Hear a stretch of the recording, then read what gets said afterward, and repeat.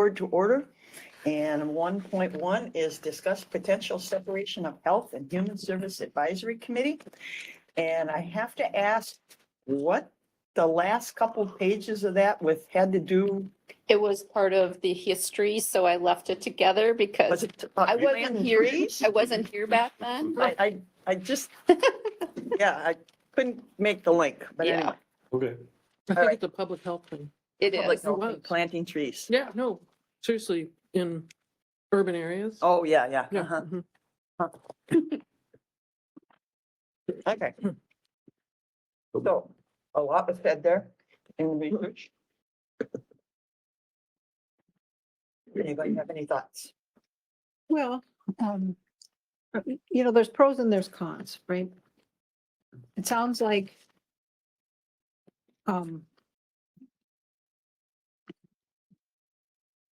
there are maybe concerns about what the committee has been discussing over the last year or so, sort of not having a lot of direction. But I don't know that this is the solution to that. And I think coordination between the committees is important. And I say that because public health is not just communicable diseases, it's also a set of other things that really are related to the social determinants of health. And a lot of that work is work that Human Services does. So I see a lot of value for them to be together. Certainly, we could have more of an emphasis and make sure that we set aside time to talk about the public health issues. But my preference would be to keep them together. First of all, thank you to Maureen and to Emily and to everybody else who gathered all that information, including the shade tree information that was common relief at the end. I appreciate the pros and the cons. I've been on the committee now for 2 years and 3 months. Good people.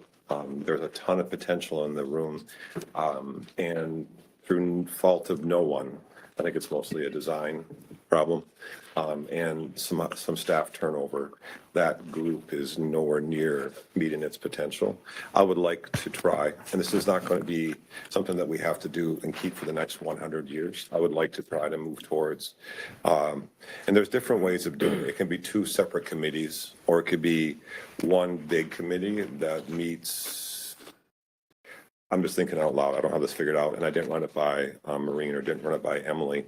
So let's say that the whole big committee meets every month, and then every other month, it's 1 month it's Human Services and 1 it's Public Health or whatever. And then people who wanted to could join. If they wanted to go to both, they could go to both. But to have one meeting be focused on Public Health and to have one be focused on Human Services, and then maybe every twice a year have a joint meeting, because there are definitely some issues. Mental health is one of them, and there are other issues as well that there's a lot of overlap. But I think it would help to have more of a focus on public health and more of a focus on human services. And I'd also like to meet more often than 4 times a year. There's a ton of potential in the room, and there's a lot of, between both the populations that are served, the clients, and the community partners, there's a lot of things I think that we could do that hasn't really happened yet. So I'd like to consider moving towards do a trial run for 1 or 2 years as separate committees. The department still stays as one, but I think there's also a way to work with the people in the room, because there's a lot of, I come from the perspective of there's a lot of community partners, and the idea isn't to add a lot of busy work to the staff. It's an idea hopefully to leverage more community partners and community resources. All of the cons are very valid points. I think there's ways to reduce some of them, but that's where I'm at. I look at this not from the perspective of what the agenda of each board particular is. I just look at it from a management aspect, and very frequently when we have to come up with a clear and concise agenda as to what we're trying to accomplish. But although the undertone might be, hey, both sides are equally important. We've seen it how many times where oftentimes one side can supersede the emphasis on any given board, or any given, structural organization, whatever you're being involved with. So I don't know exactly the agendas. I don't know everything. I'm not part of that board. I haven't been on this long enough to understand it. But the sense I get is that typically when these types of things come up, if it's usually because of a reason, and it's usually, one side can start to outdo the other side just trying to make the change, right? Like, oh, it's not an issue. It's not an issue. So I feel that a separation just based on the management aspect of it to say, hey, why don't you go here, you go here, you guys define your agendas, and at some point we bring this thing back together. And I think it'll also help, organize both sides if you can disembark for a while. And again, we're holding hands just from a distance type of a deal. So I would support it moving apart for the time being, just as a regroup. And sometimes we just need regroups and things that we do. So I think it would be good temporarily. I have not liked it being joint. The human service element always has taken over the local meetings, and people only have, an intent after, at the end of the day, a couple hour meeting can be taxing. And just like our agenda item 7.3, approve foundational public health responsibilities, workplace and budget for 2025. That's a prime example of where a committee should be looking at this and determining that. And that the human service element just doesn't, allow for that. And human service is always reactionary. Oh, something happened, so we got to help somebody, or a lot of times, not always, a lot of times. Public health is the health of the herd. It's ongoing. Everybody should be benefiting from public health. So they do have different approaches and different ways of doing business. And as the state people would say, public health is a decimal point in the human service budget. And so it does get kind of a second hand approach. But here at the state, for many years, they've had SHAC, a community, partnership with the Department of Health, from county boards. And I think that's the model. I don't see a need to, change the structure of the department at this time. But this is, it's advisory committees. And I think it's important to get more public, because I've even had Dr. D in particular served many years on the advisory. He's the one that said, we never talk about health. I said, well, you're right. It gets to the end of the day and everybody wants to get out of there, and you might get 2 minutes of health. So I would strongly advocate, and as Dwayne said, maybe a couple times a year, the two, have a joint meeting to see what's working and what's not working and what can they work on together. But I think as an advisory committee, it would be beneficial to us. I just want to jump back in for a second, if I Yeah. may. Last week when we met, it happened again, and Emily's the one that pointed it out, is that we had this meeting. It was a good meeting. It was a great meeting. A bunch of, the people in that room, there's a ton of experience and perspectives. But at the end, again, public health got squeezed in, and Emily had to speed talk and still not cover half of, that's just what happens, et cetera. Yeah, the conversations get allowed to linger. Yep.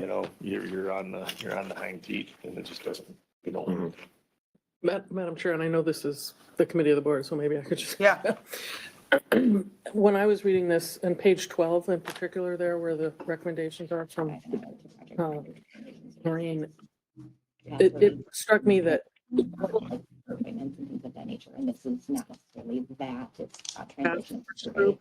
I look at what we're doing in CJCC, which we've done very successfully. We pay. Committees that focus on different areas: early intervention, prevention, juvenile law, criminal law, and then community outreach. And I just would, throw out the idea that maybe not a task force focus, but break it into those committees: public health and human services, or mental health, if there was a focus, and then mental health committee of the advisory board could talk to the mental health committee of CJCC. Because we all, it's these are issues that cross lines. They're multidisciplinary, but rather than breaking this up into two separate advisory committees, you could possibly look at the structure that CJCC has used for years. So I'm just throwing it out. In fact, that's what I thought Dwayne was suggesting when we first started talking, is that the committee composition remained the same, but that we would designate certain meetings that would only be for public health and certain meetings that were only for human services. Just from a logistical point of view, there is a state statute that governs human services advisory committees. So if we chose to separate these for two committees, I would assume that we would have to figure out a method for moving members from the current committee onto subcommittees. We would need to revise our policies and our bylaws. And then we potentially would need to change the composition of the Human Services Advisory Committee to match the statute. 402.03. And when the state fully funds health or human services, I'll comply with statutes. But until they give us enough money to run it, I don't see that as a hindrance. Ms. And then Holte. what I don't know is if there are requirements for the public. I don't think there's any packet, in the packet, I don't think there's any requirements for a public health advisory committee. Maybe there's not. So Ms. we Bolte. would need to have council review the technical parts of what we would be required to do statutorily if there's going to be any kind of separating. My understanding, if you're establishing the advisory committee as a joint committee, that you don't need to make changes if you're creating subcommittees from that committee. Now, again, I'm not an attorney. I would defer to counsel. But if we're officially establishing as a joint, I think everything remains as is. It's just you're breaking it out to do like subcommittees. So again, I would defer to legal counsel on that. Well, we used to have separate, I mean, and I Right, don't but think the they were- But statutes then have there's some changed. requirements to have a community health board. Right. But what I was throwing out there and what Maureen has put on page 12, what she's kind of, what you're saying, I mean, it's to keep it as a overall committee, but then break it up Yeah. if people want to. Into you two know, work groups. Into work groups, Yeah. or whatever you want to call it. And Right. potentially Yes, do that what was- Commissioner Bailey said, which is we meet Yeah. And this whoever, month. But that's public where I health. don't think This we month have it's human to services. change anything. Right. right, Yeah, I just was under the assumption that's what we were doing. They just simply weren't meeting at, it's still an organization. It's just, we've got two separate meetings. That shouldn't be an issue. And you might have different people, if you break it up, you might have different people want to right. be health I and think there's human definitely people services. who come with a public health perspective and those who come with the human services. Sure. Right.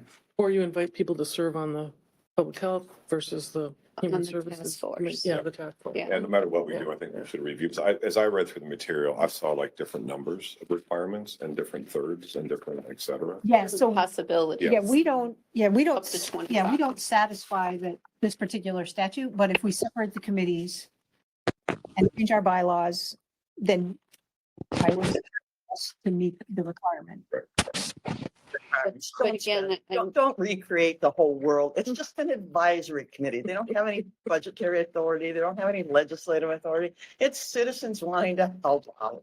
I mean, so the wording is what can be confusing when we're using the word to separate Right. versus are we saying we're going to keep the Health and Human Services Advisory Committee and then we're going to have subcommittees or task groups? So because I'm hearing the words differently depending on which one of you are giving thoughts here. So I just want to make sure we're on the same page. Marcia, what do you think? Should we have two separate or should we have one and just have two halves to it? what's ever easier? I mean, we're not trying to make it rocket science. I mean, again, I've had people ask that have a health perspective. They feel they've lost their voice with this. And so, yeah. We need to be mindful that the same people really need to be in those meetings as far as staff. It's yes, there's going to be an increase of workload on the staff. And another thought, I'm just thinking out loud again, is, let's say of the 12 months of the year, the goal is to meet 10 of those, not August, not December. Just to make it a little easier on staff. Like during August is usually a busy time for vacations, and December is the holidays, et cetera. It still means 10 total meetings for staff, but it'd be 5 for one committee and 5 for the other. Maybe that's getting too complex or too fancy or whatever else, but that would lighten the load a little bit on the staff, a little bit. And it basically means the committees meet 5 times a year, not 4 times a year. It's hard to get going or have any momentum if you meet every 3 months. And the first meeting was important, but we just spent the whole time listening to an overview. And then if we want the normal schedule, we finally get a chance to discuss ideas in June, halfway through the new year, et cetera. But I'm also cognizant of how much work we're going to ask staff that's already short-staffed to do, et cetera. But the idea is to also work with the people in the room and hopefully share that load. So it's not all staff. As a matter of fact, what I like to avoid is having the staff talk at people that vast majority of time.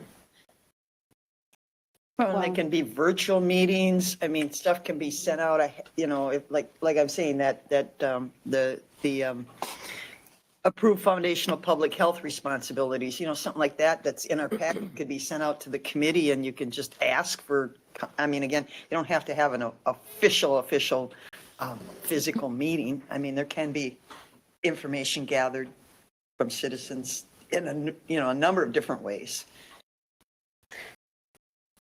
We asked staff to go back and come back with a way to take the existing committee and have 2 subcommittees.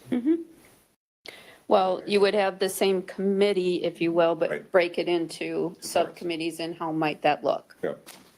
Can't use the That's word separate. easiest. Yeah, don't use that. To, And what, Oh, I said we can't use the word separate, no, but yeah, that was my intention from the get-go. I wasn't, for me, we weren't dismembering anybody. It was just, I think we have a desire for 2 separate discussions. And we have one group saying our voice isn't being heard, and people that want to be more part of that. So whatever we need to do to follow the KISS method to make that happen Yep. for a short period of time, an extended period of time, whatever that takes. And again, I'm not on these boards, so I don't know, but the procedural aspect just needs to be simple, defined. if I agree, and if possible, I think it'd be good to have a clear, like a chair, one chair for the human services and one chair. I mean, or it could be the same person if they're willing to go to both meetings, but I think we need to keep that focus on public health. That's something that's something the group can Well, discuss or stay. Again, our bylaws don't count for 2 chairs. Right, but that's where, let us give some Yep. thought and bring back how that might work. The structural aspect, Yeah, all right. Okay. fair enough. I think we're just getting into the weeds of Yep. I agree. what the team really needs to kind of figure out. Okay, Keep it. all right. simple. You know what we want? Figure it out. We want more trees, right? More trees, There's Shade still, tree- there's shade still trees. those grant programs, by the way. the right kind of trees. We could get free trees from the I planted soil and water, right? 10,000 walnut trees one year on the farm growing up, and 2 of them made it. Okay, so don't hire Commissioner Elsie to plant. Yeah, it's what happens when you raise pheasants and deer, and we had a licensed wildlife, and so the deer would just come right down the road and eat them all off. See, the next item. Oh, discuss potential hiring freeze and cost cutting. Commissioner Ward, I know you're interested in us following our policy. Our policy is, this is the second meeting, so we need 3 votes Well, to have the conversation. it showed up here. It's not the conversation. Okay, so we need 3 votes. Well, the reason I bring it up is, of course, if everybody, the governor is cutting, what, 640 million again? But we 460 don't know where this cutting is going. And I've had conversations across the state of Minnesota, and even my close neighbors in Houston County have had some pretty serious conversations of where this might lead us. And we haven't even talked about it at all. To have some idea of the impact, because we're constantly spending, we're going to be asked to spend more money tonight on different things. So we have to be cognizant of what's going on. So, okay, you want 3? Well, this is number two. This is two. Yep. So this We isn't should- the actual conversation.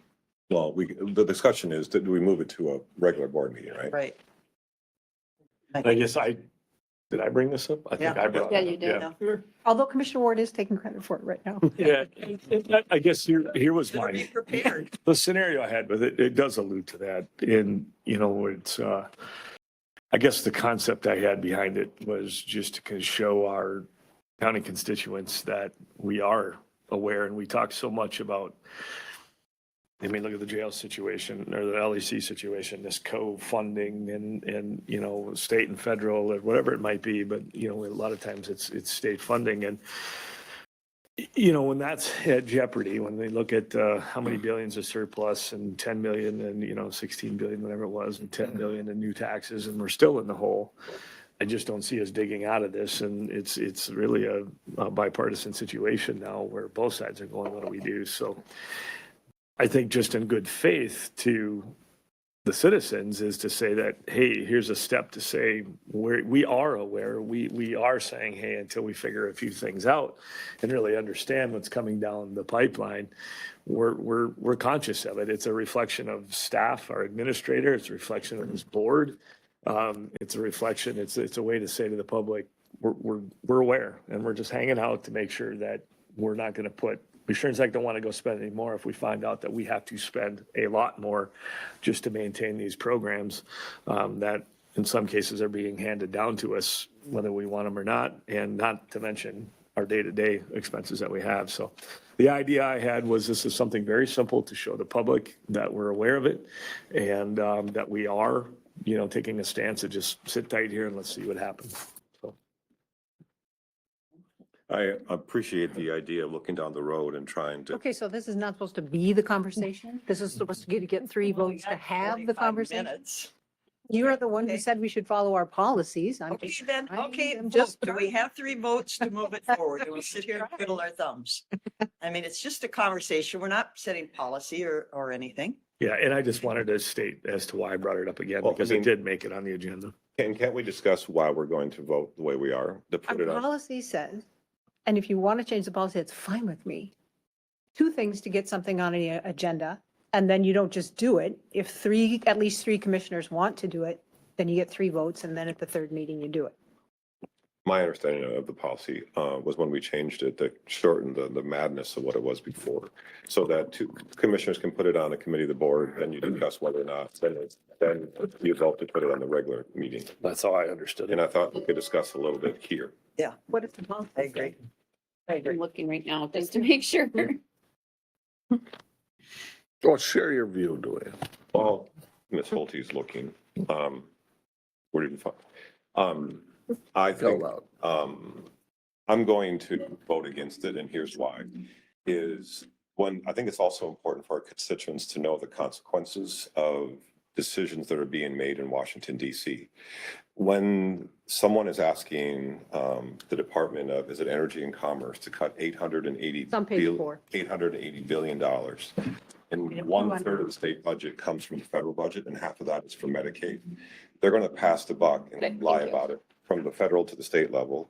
And then the state is going to probably pass the buck down to the counties. We are the people of last resort. We're the people who are going to have to deal with all of the passing of the buck. So we need to simply get ready for what's going to come down the line. There's going to be cuts to nursing home funding. There's going to be cuts to rural hospitals and rural clinics and other programs that deal with the prevention to stop people from going over the cliff into hospitals and into jail. So if anything, I almost think that we, not only should we not do a hiring freeze, we may need to look at what does the county have to pick up if the federal and state governments and or both drop the ball and dump it on us. So The guy sitting in the seat right there's got to figure out a budget, and the lady Right. over here, you're already starting. I mean, and you're hot and heavy into this in June. And if we don't have some kind of game Right. plan going forward, we're going to be caught with double-digit local And I think it's tax important for increases. constituents to know that if they make cuts at the federal level. and Oh, or yeah, state but level, we- That's going to mean it's dumped on county, local, that'll be higher county levy.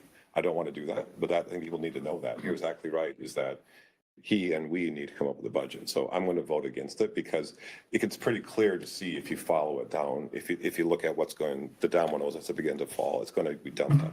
Right, but you don't want some kind of basic plan of here's where we can Oh. adjust and shift or anything? Once You're the staff, saying no. once the staff, I would love all kinds of contingency plans. If the staff has an idea of what's going on with the Whiplash show in Washington DC, but once the staff can get a sense of what's going to happen, I think it'd be nice to go through different contingency plans, but I don't think that we should be doing a hiring freeze because we're already short staffed in some departments. I will support when we get there, a request for board action for exactly what you've asked for. But timing is it, when are you thinking that you're going to have this revelation to start looking Well, at there's no it? revelation until we need to figure out what the Fed is going to do or the federal government's going to do or not to do. We don't have to worry about the Fed. We got the governor telling us what he's going to do.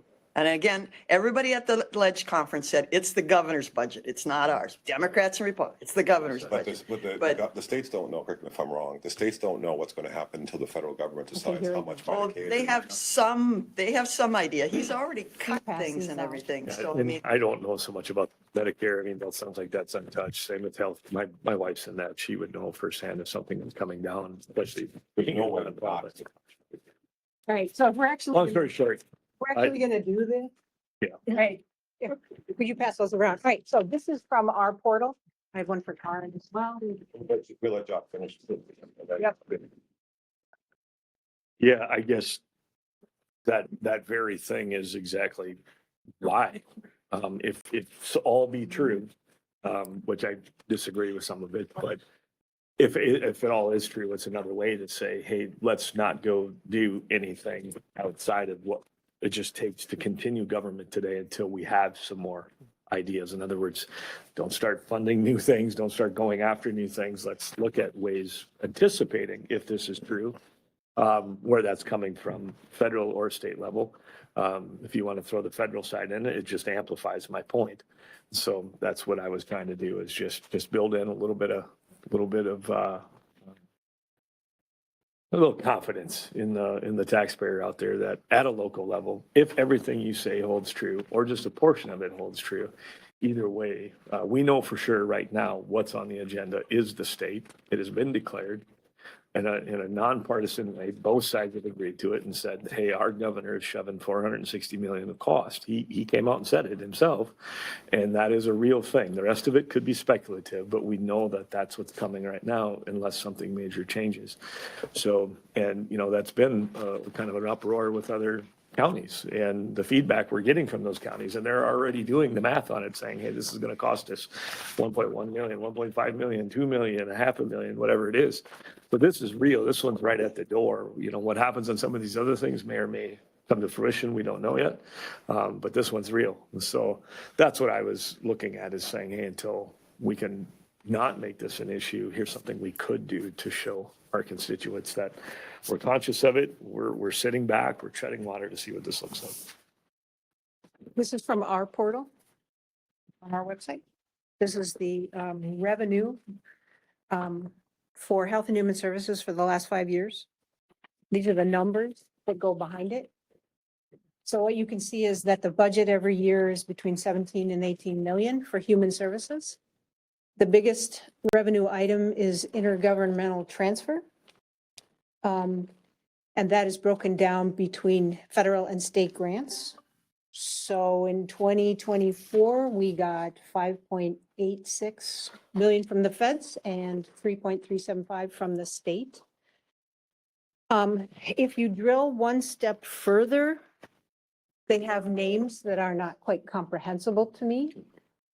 So the first one and the biggest one is federal grant 87.778. That's $1.3 million. But- Nope, but Okay. when I Googled it, Okay. that's Medicare, right? So I think we have the capability to ask our staff what part of our federal funds that are going in HHS are Medicaid. And from that presentation that we had, we know that we have 1,094 people who are getting long-term care, which probably means that they're in nursing homes and that that's being funded by Medicaid, that we can ask our staff to help us understand what the scope That's exactly is? what we're saying. We need a plan. So I guess I don't understand. Planning, then I'm all for it in terms of contingency planning. If the staff I has mean, I enough think that's what we're information. asking is to start coming up with some, You said it. For To me, me, you set a cap and say, okay, where we're at today is where we're at. I want us to we can- understand what our liability is so that we can also lobby our legislatures and help them have actual numbers. I think it's too late for that already, but No, I we don't, could try. And I think there's two ways that this happens. I mean, number one, we have seen that in some cases, the federal activity doesn't go through Congress to actually change the legislation. All they do is cut off the funds. In which case, we still have the programs and mandates that we're complying with. Now we just don't have the money. It's a different thing if the legislature is actually able to cut 800 billion or what million, whatever it is that they're going to take from Medicaid. Then we have to at least be able to tell our legislators, okay, 1,000 people are potentially going to be out of a nursing home. And what are we going to do? So for me, I want that kind of planning so that I know how to lobby and that I also know how we prepare for what the consequences are. I'm all for Exactly. I mean, Well, that's, contingency planning, all for that, but Yeah. not a hiring freeze. well, We don't know. we have to look, seriously, we have to look at any hiring because that's our biggest part of our budget We is also have to people. anticipate when they cut programs at the federal and state level, that means more stuff is going to get dumped on us. Right. And I But we think- have to learn where we can say no and where we have to push back And also. I think we have to remember that our county administrator is still currently doing 3 jobs. Agreed. And maybe it's too soon to start contingency planning, with Emily or anybody else. But yes, I would like the contingency planning, just so people know the consequence of cutting $880 billion at the federal level. 1/3 of the state budget is Medicaid. And I'm not saying that they're going to cut all 1/3, but it's going to probably be dramatically. And we do know, like, for example, at Watkins Manor, 66% of the residents there depend partially or in large part on Medicaid.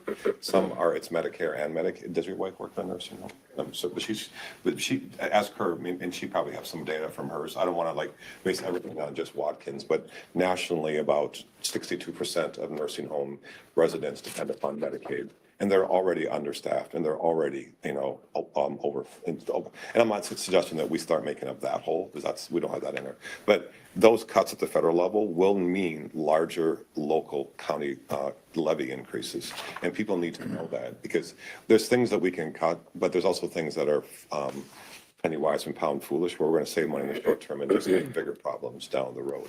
You can't start tearing down the fences at the top of the cliff and not expect. Okay, so what's the timeline that we want some of this information to start figuring things out? We can't wait till hot summertime. Agreed. I mean, it needs to, my intent is that we need to have staff start thinking now, what and how can we do and not do? And like, just like a very quick conversation with a Houston County Commissioner, they figure some of this initial stuff is going to cost them $500,000. That's huge for a Houston County. It is. And I just got my And it would property be a big deal for us taxes. as well. Pardon me? It'd be a big deal for us as well. Oh, absolutely. So we're probably looking at a couple extra $1 million.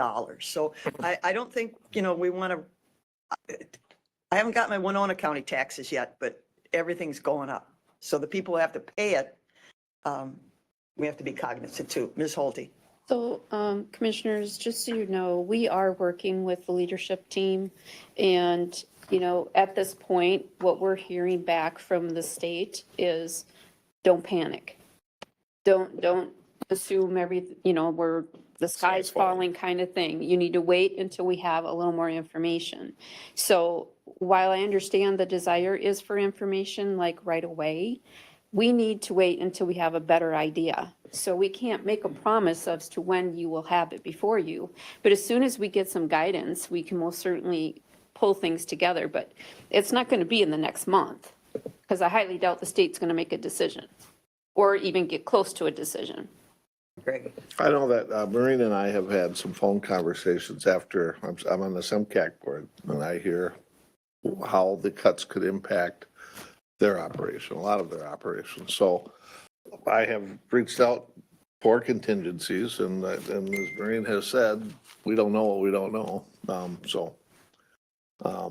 I would say that if anything, but as Dwayne had indicated, that we're gonna get dumped on, and we still have people to take care of, Yeah, so. we can't pass it on to the townships. We can't pass it on to the city councils. We can't pass it on to the whoever else is. We're the buck But stops I here. do think that we should partner in terms of lobbying. I Absolutely. do think we should be Yep. partnering with the city. Yep. I am going to meet with Buffy Friday, the 4th of April. Housing is such a complicated topic, as you know, but I know we have 839 units of either Section 8 or low income. 300 of those are the city's HRA. And so I've been sort of trying to figure out what is that? The federal government isn't really talking about cutting HUD, but they did cut, 7,000 people, I think, in staff? And that's one of those things where I think there will be consequences, both to us and to the city of Winona. So I'm really, from her, just trying to get an understanding of how much federal money is coming in for housing subsidies. How many units are there? How many people would be affected? So you're welcome to come if you have time. You're working, so I'm guessing not, but we're going to meet at 8:00. Could we ask the staff to, when they're able to have enough information to start with the state associations and the others, that start giving us updates in terms of like I think you probably do it anyways, but when you know, let us know. So, and tell us how we can how the board can best plan start developing contingency plans. Absolutely. Is that okay? So, yeah, so 1 point question, because everybody else is talking about it, is African-American Childhood Yeah. Protection. How many children do we have? I don't even know how many children we It have. isn't that it just applies to. No, it applies, but how many out-of-home placement children do we have in Winona County? I haven't heard that figure for a long time. Actually, I just told No? in the presentation, it's in the presentation, In what? the presentation that Which one is it? health, Alyssa's, Which where's Health this and Human information? Services Advisory Committee. Yeah, Okay. we got these presentations. Alicia? Yep. No, Alyssa, I'm sorry. No, that's okay. My bad. Alyssa. My bad. Okay, so that's something that you discussed just recently? Were you at the meeting? No, No, I'm not on the No, committee this anymore. this was last week. Yes. Yeah, that one? Okay. It sounds like it's something that should I be sent think to it the was- board. Yeah, I think they should go to the whole board. I had asked if Haven't they seen could, that. yeah, if they could send the 4 presentations They are, out to everybody. we were getting updated ones before Okay, we sent them okay. out. All right, because Yes, to that point. it has case counts in it, Yeah, which I is, think you crunched some numbers, like if this county was required to do what you just talked about, it would mean X number of dollars. yeah, Huge. Yes. yeah, and they because couldn't do that. Rebecca Church, who is the assistant county attorney that does the juveniles, says she thinks that it will apply to probably 100% of the cases. And then, But how Um, many cases do we have? I've heard the 100%, No, the but how folks many on- cases do we have? hold on, I don't know. hold on. So there are 25 to 30 currently going through adoption, is what your note says, Chris. I don't have mine with me. Okay. Emily, you Well, don't I have mean, yours. again, We can get that. yes, when I go around and there's other commissioners that have a lot more specifics than I have, and I have to kind of sit there like, I don't know. We haven't had the conversation yet. And so that's part of my angst, is that they've really dived into it and are getting some Mhm. ideas what they can and can't We do. do have the numbers. Okay. We do have them. Emily, you look a little distressed out there. No, you're okay? All right. I can see the look of, oh my God, what are these people doing to me? Okay. All right, you good? So we'll ask the staff to provide updates when you get it and tell us when and how is the best way to start. Because it is important to do contingency planning Yes. and for us to know, and for the community, the taxpayers to know what are the, And so in Commissioner Meyer's little charts, I think 2025 is going to be altogether different than My little charts. than the pass off of our portal. I mean, I'm sorry, it is going to look a lot different. yes. Both And- the income and the expenses. And people need to know when you do tax cuts for Elon Musk and the other billionaires, and then you cut Medicaid, this is what it means. It means a reduction in aid to nursing homes, rural hospitals, rural clinics. We need to help people see that. Don't worry about the billionaires. They'll take care of themselves. Oh, they are. They're They'll feasting. take care of themselves. Don't worry about that. Well, then they got to start donating then. True. It's true. Who donated more to what party? Oh, Elon Musk by himself. No, do the math. Let's More billionaires that donated to the Democratic Party than the Republican Party. That is a fact, Okay. Commissioner Baker. We'll have to All right, double check our. so You we would double will, check that until you're. we got 5 minutes. We're gonna wrap that up. So you have what we need, Ms. I'm Holte? gonna find out I'm right. Okay, thank you. All right, we Hey, got actually, 5 we minutes. did get an estimate. I'm trying to think who it came from, and we sent it to Nancy Zaleski. And I thought you were copied on it. You mean an estimate of the number of cases? No, I don't remember. Staff and staff and funding. No, I don't remember seeing it. Staff and funding, you got a number? I thought so. I mean, from Micah? Nope. Oh, from our own staff. Mhm. Okay, no, don't remember Are you seeing thinking that. Rebecca Church? Rebecca was copied on it, but then I thought I thought Alyssa, that was related to juveniles or youth. thought Alyssa was maybe, Because we did have a number at one point. yeah, that was from Candy, Ojai County. Yeah, Candy, With a Ohio, little they're time, we talking can get millions the extra. case number. Mhm. Here we go. Oh, There were all 1 right. something. Okay. Yeah, Yeah. we're lucky we don't have any tribes, because that creates a whole nother, you know, stuff. We have had ICWA cases though. Yeah, yeah, Doc, remind me, is the percentage point 250,000 of the levy? Yes. yeah, about 50 to 60, So $1 million is 4 percentage points right there. just right there. And again, I haven't got my Winona County taxes yet. I got my Houston, and they're all going up. Property taxes already, I mean,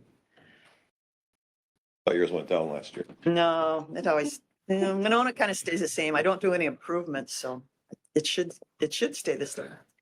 More houses being built out in the county. In theory, it's supposed to reduce my taxes. Okay, this came from Alyssa Are we Pacific. gonna vote on this 3D?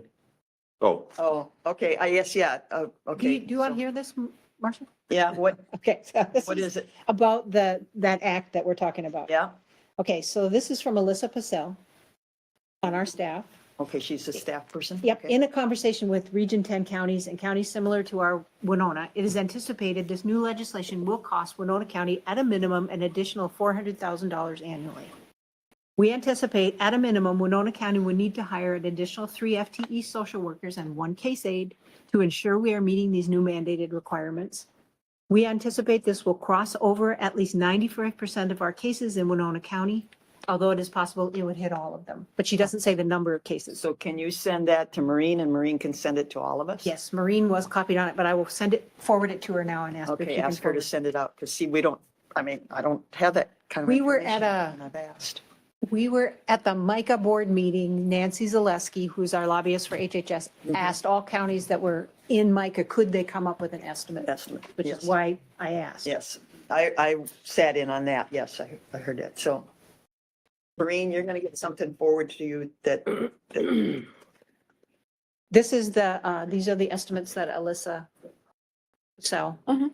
sent us. okay. Okay, That we So I sent on to guess, Nancy Zaleski. a okay. vote. We have all those that want to move forward with, maybe, is it a modified request to, for, or do you want to just stick with the high freeze? I was under the impression that the point of getting it to this board was to have the discussion to determine if it should move forward, not just simply to determine. Because then what's the point? We might as well just do it from the get-go and get 3 if there's no discussion at all. So otherwise, why 2 and then 3 to get it there? You're not allowed to talk about it. So that was the whole point that I thought we were supposed to have for this conversation. So no, to me, it was very simple. It was just taking a pause to allow things to be reflected upon until we figure out some of these things.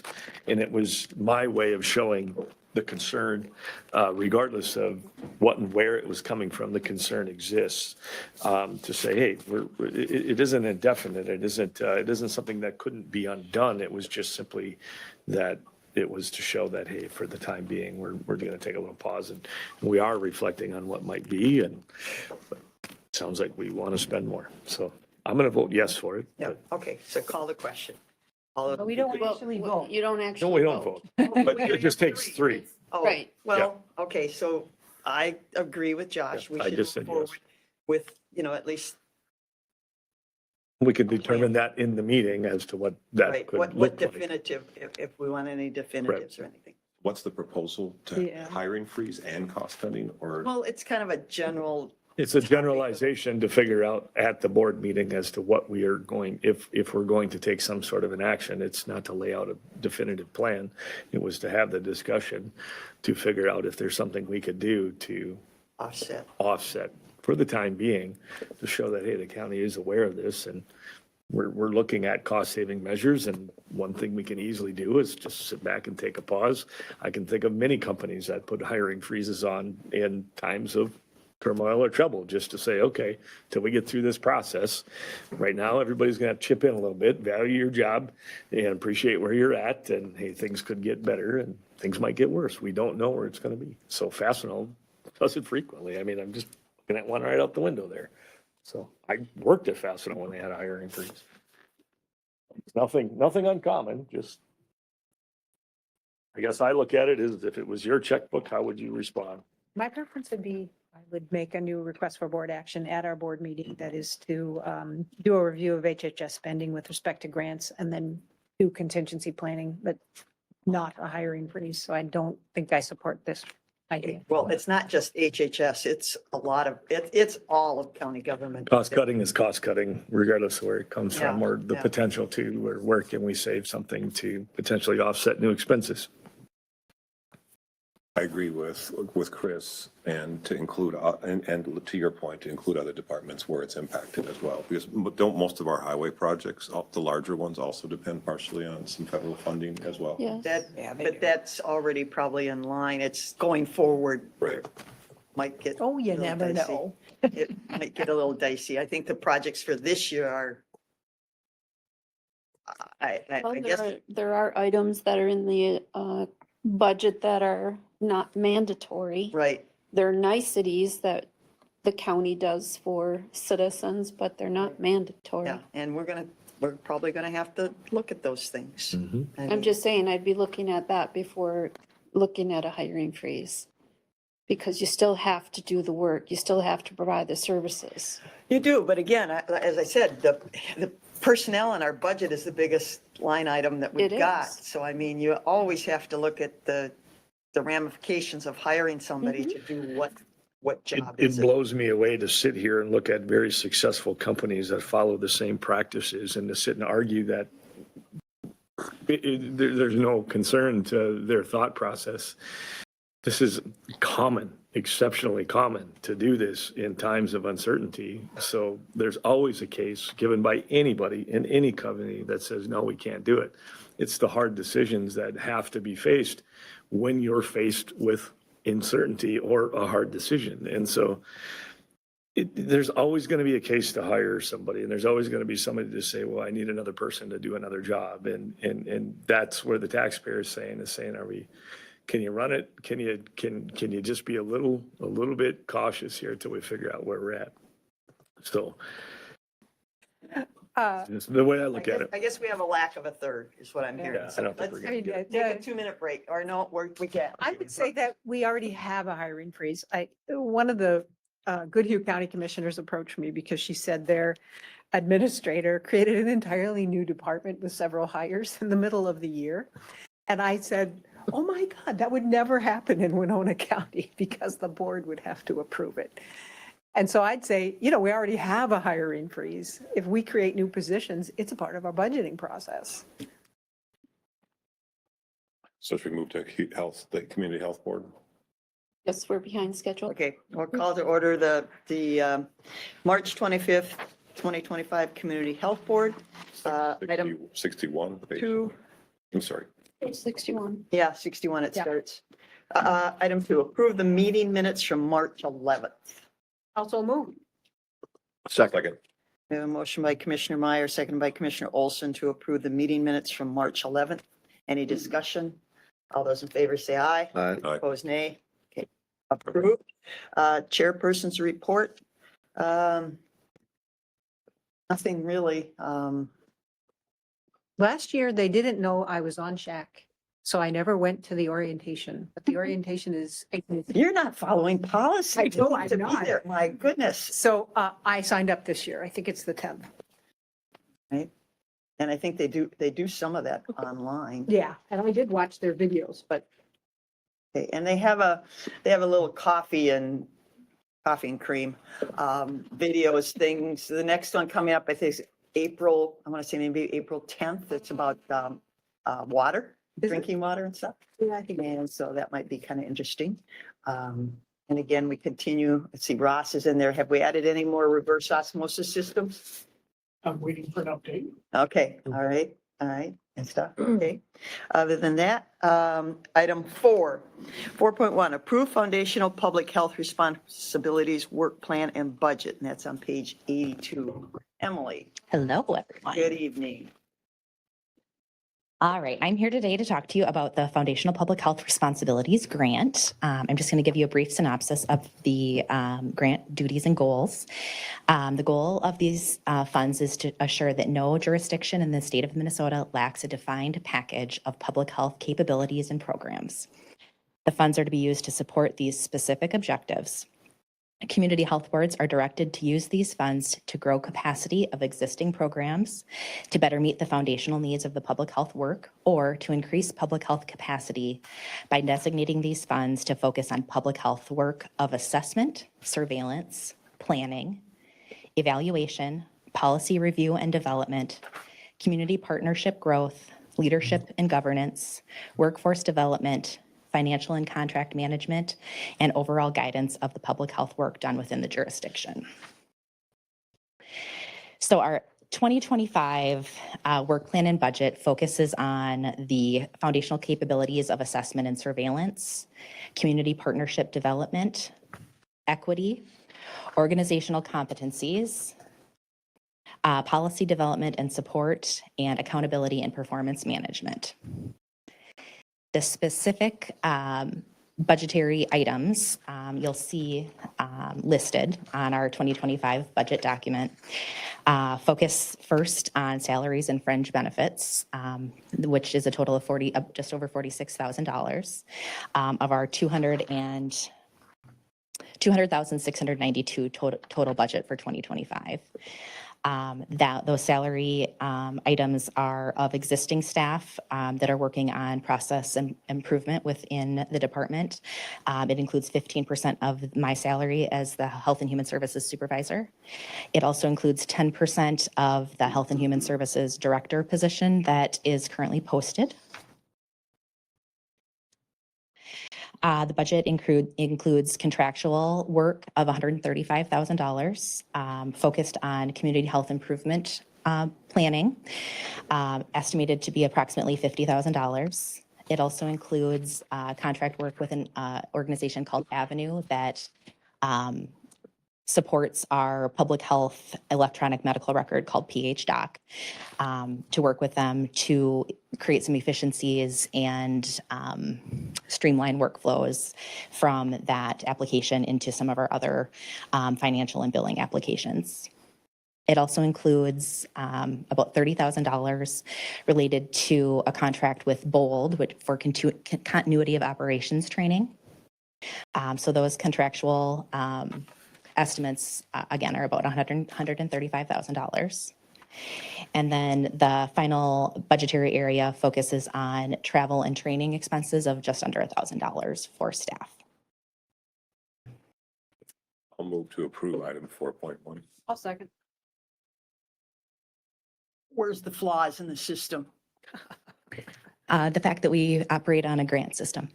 All right. But you feel that you've got as much covered as you possibly can cover with these funds?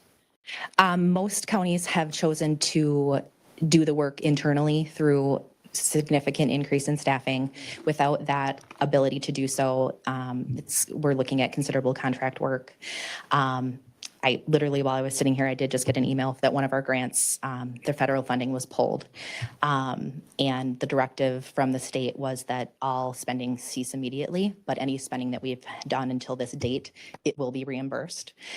So as we go forward with grants like this, my practice has been over the last few months to invoice for things before the service is rendered, so that we can pay the bill before the service is rendered, so that we don't end up getting stuck with a bill after the fact and then not have grant funding coming in to reimburse for that. So I will continue to do that kind of lay of the land when it comes to invoicing and reimbursement, to make sure that we are not spending funds that potentially could go away. And I know the county attorney's office reviews all contracts and Of finds course. the out clauses and everything in any contract, We correct? try, yes. Yeah, we do. not just Mhm. to form, but I mean, we seriously Oh, need, yeah, no, it's not a rubber stamp. yeah, we need review for any of these contracts that we can get out of in a very, expedient manner. I know some of them, Right. Well, this one, it came through and we used that to sign. I appreciate Emily sending it.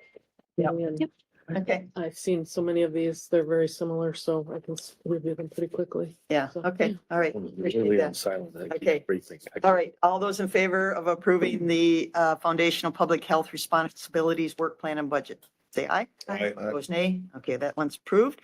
4.2, approved change request to current PH doc maintenance and support agreement with Avenue Insights and Analytics LLC and Minnesota County's Computer Cooperative. So this is essentially just kind of a backing up of our funds. So these funds that I'm talking about now are our 2024 Foundational Public Health Responsibilities budget. We still have $196,000 from that grant that needs to be expended before June 30th.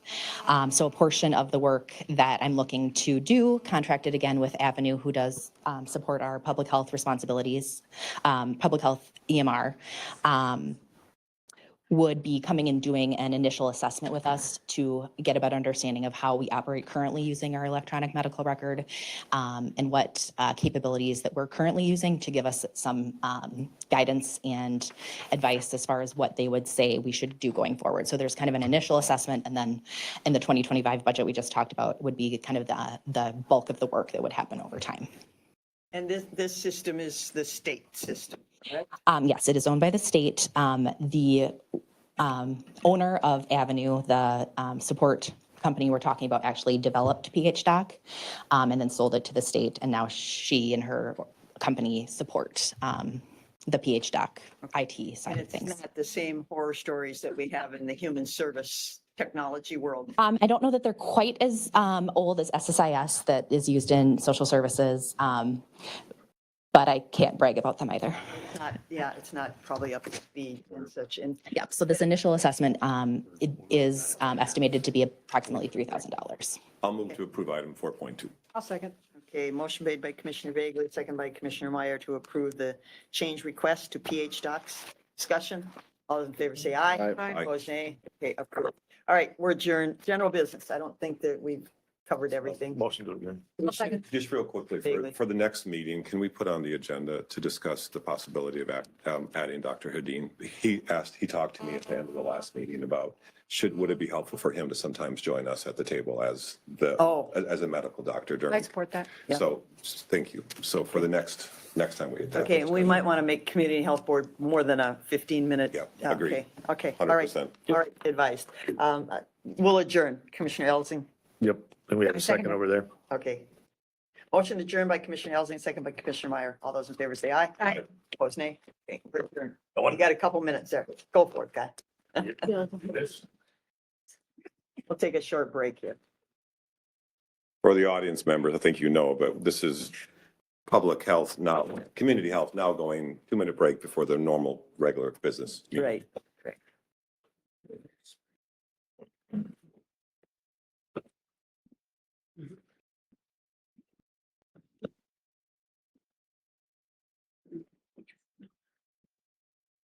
A group tonight.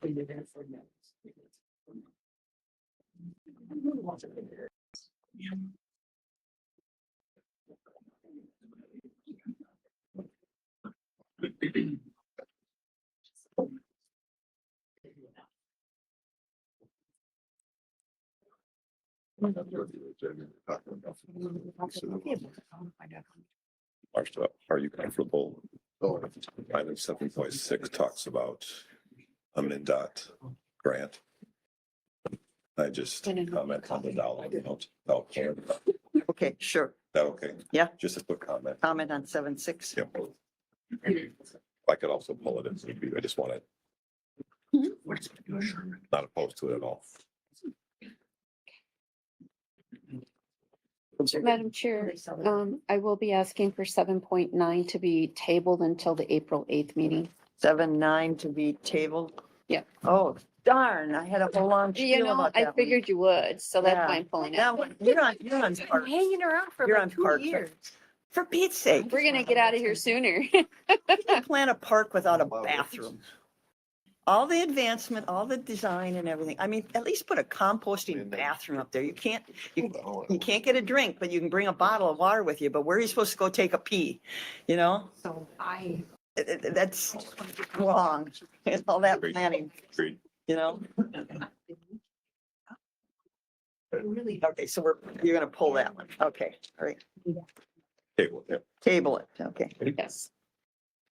Okay, we will call to order the Winona County Board. Please join us in the Pledge of Allegiance.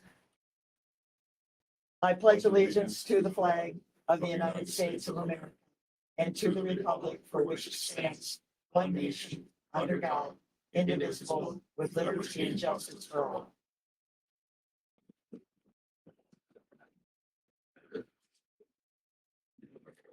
Good evening. Good evening. Beautiful spring-like day. We open our meetings with public comment. Each speaker has up to 2 minutes to address the county board. And we need you to state your name and address for our records, please. Hello, tonight, my name is Jeff Mueller. I'm the Chief Deputy with the Winona Sheriff's Department. Live in Winona, Minnesota here. I just wanted to take a little bit of your time tonight real quick to recognize 2 officers with our department that have done some exceptional service and want to recognize them tonight. Both of them all have come up, Investigative Sergeant Mark Dungy and Deputy Darren Brand. I'm going to read to you the letter that we wrote to each of them and kind of highlighting what we're recognizing them for. But as I read you the letters, you'll kind of understand this is hitting kind of both spectrums of the Sheriff's Department. Deputy Brand's going to be recognized for his outstanding service that he's provided to some of the schools in rural Winona County. And Investigative Sergeant Dungy is going to be recognized for his outstanding work in a recent sexual exploitation case that resulted in a very good outcome for our department. So kind of hitting both ends of the spectrum for this. I'm going to start with Deputy Brand. Deputy Brand, the Winona County Sheriff, and I will also say real quick that Sheriff Ganrud is sick tonight, and so I'm filling in for him to help him out with this. The Winona County Sheriff's Department would like to take this opportunity to recognize Deputy Darren Brand's efforts related to his ongoing involvement with the school children in rural Winona County. In October of 2023, the Sheriff's Office began a community policing initiative designed to increase our presence and visibility in rural K-12 schools. Due to staffing limitations and limited number of rural schools in Winona County, the concept of a full-time school resource officer was not considered feasible. Because children are one of our most vulnerable populations, the Sheriff's Office aimed to overcome this issue of feasibility by directing deputies to do school patrols on school days. Each deputy was assigned to school and were instructed to increase their police presence around the schools when class was in session by running radar outside the schools, dropping off and picking up, writing reports in the school parking lots, playing with the kids at recess, eating breakfast or lunch with the kids, stopping into their classrooms and walking through buildings during the day to meet staff and find out if there were any concerns or issues that needed to be addressed. Deputy Brand has taken it upon himself to go above and beyond what is expected when this effort first began. Deputy Brand stops at more schools than he is assigned to. He makes a very intentional effort to interact with the students and staff and be a presence in those schools. Deputy Brand has known to greet the kids with fist bumps in the morning, playing touch football at recess, sits with the kids at breakfast and lunch, where he's entertained with stories about how many teeth the kids have lost over the summer. Deputy Brand has been invited to the classroom to read books to students and talk about his job. He's even been invited by the students to attend their Christmas recitals. Deputy Brand's efforts have positively impacted the students, their parents, and the school staff he interacts with. He's had a major role in framing Winona County law enforcement in a positive light. Deputy Brand is a positive influence role model and a listening ear for children that may not have that at home, and his regular presence at Winona County Schools has made them safer. The success of his efforts cannot be measured, but it undoubtedly is a success for that. He deserves to be commended for that, Deputy Brand.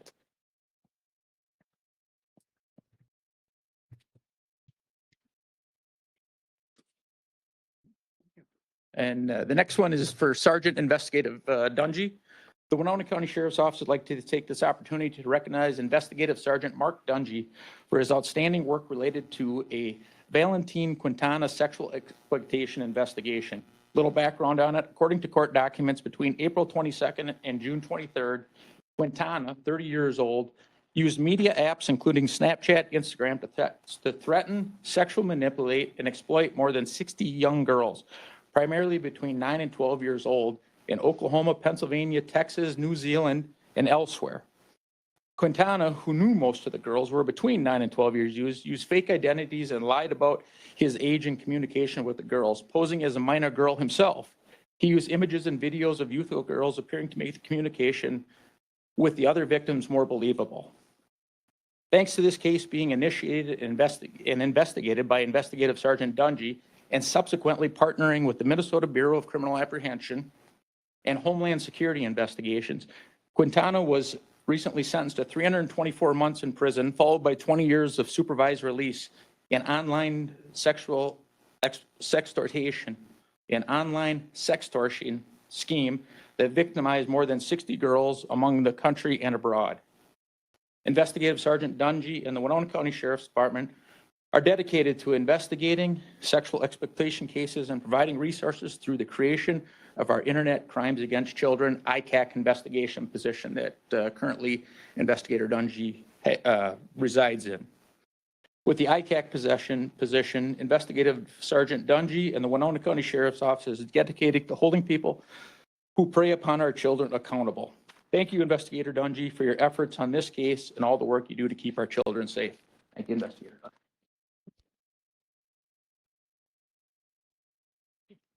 Anything either you want to say? I'm good. Question from the board? Can you Thank read a very- book? Thank you very much. Unfortunately, though, that your case, that's not long enough. I mean, people like that predate, on young victims, I'm sorry, 60 months? 324 months. 324 months, that's not long enough. It should be forever. Yeah. In my opinion. But that's the maximum that they could. Yeah, that was a very large case that encompassed several countries around the world and in the United States involved. It was a big case, so yes. So do we have any Winona County people victimized? Yes, we do. Oh, okay, that's sad. That's very sad. Yeah, But absolutely. thank you for Thank you. doing your work and for you playing with the kids out there. It's important. And for $1, you can go to the dollar, well, maybe $1.25, you can go to the dollar store and get a frame for those certificates. I apologize, we didn't have them for you. Such, but thank you very much. Thank you. Thank you. Thank you. Thank you. All right, is there anyone else wishing to address the Winona County Board at this time? Step forward and name and address, please. Hi, good evening, Commissioners. I'm Dan Wilson. I live in rural southern Winona County, 30841 Zephyr Valley Lane.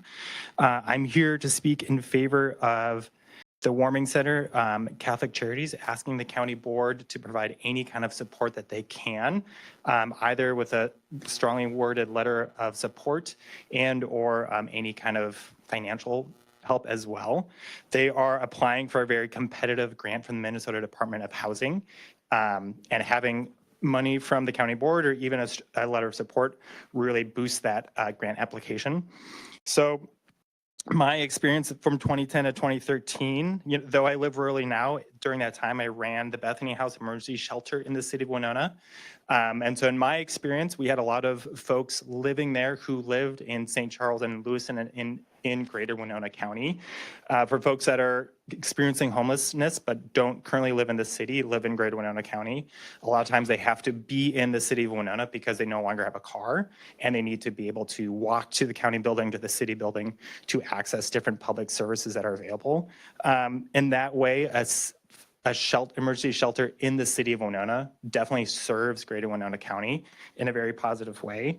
And also with my work, I now do some work with affordable housing with Engage Winona.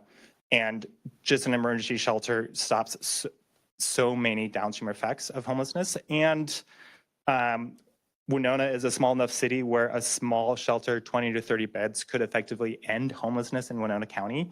There's not a lot of other cities in the state that can make that kind of claim. But you don't have to take my word why this would be a great idea. Over the past couple of days, I've reached out to different organizations that I have relationships with and asked for other letters of support. And we have over 25 letters of supports from different nonprofits, but also churches and other elected officials in support of Catholic Charities as they are going for this RFP from the Department of Housing. So all these other agencies in the county think it's a great idea. I think a letter of support from the county board would be very powerful and help make a year-round shelter in Winona a possibility. So I will give this big stack of letters. Thank you so much. All right, thank you. Anyone else wishing to address the Winona County Board?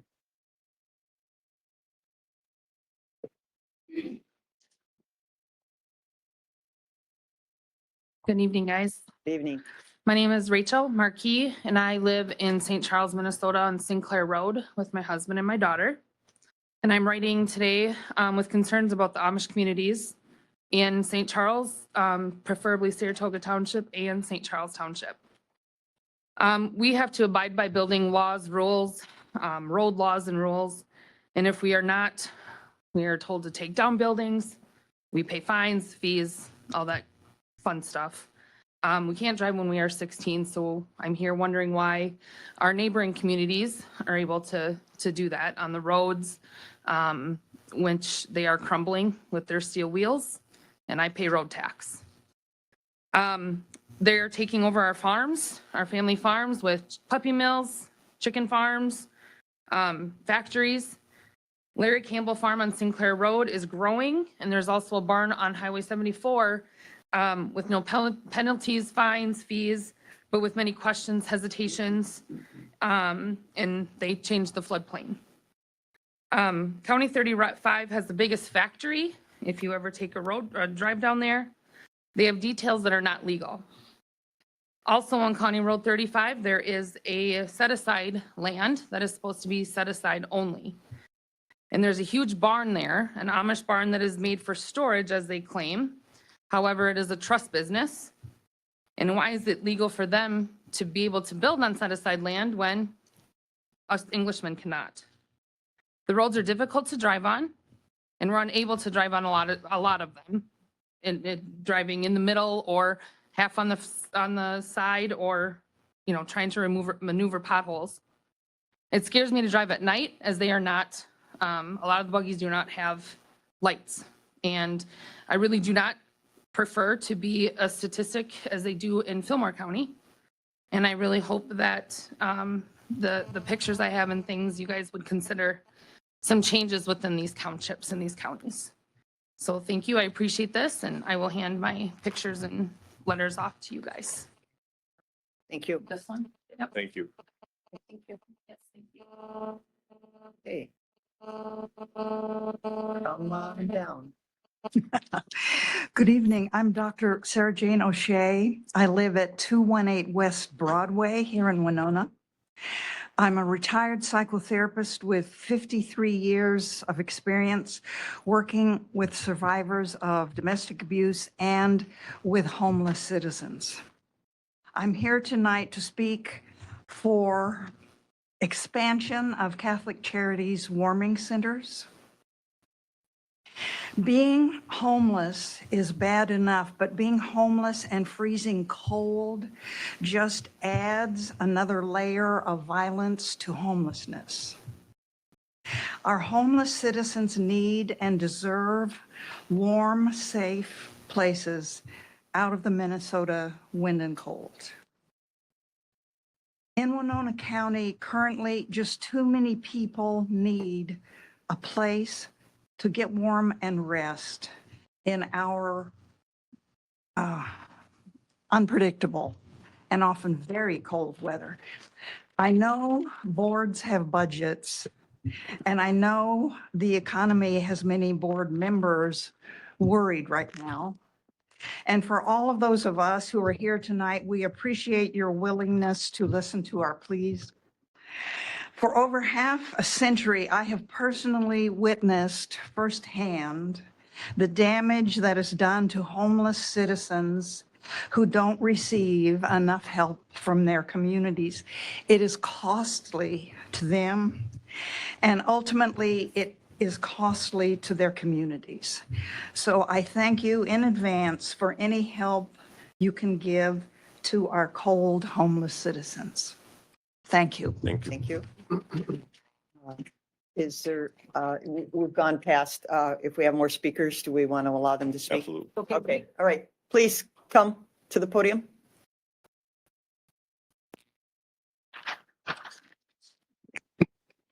I'm Marissa Ruiz, 522 and 1/2 Maceman Street here in Winona.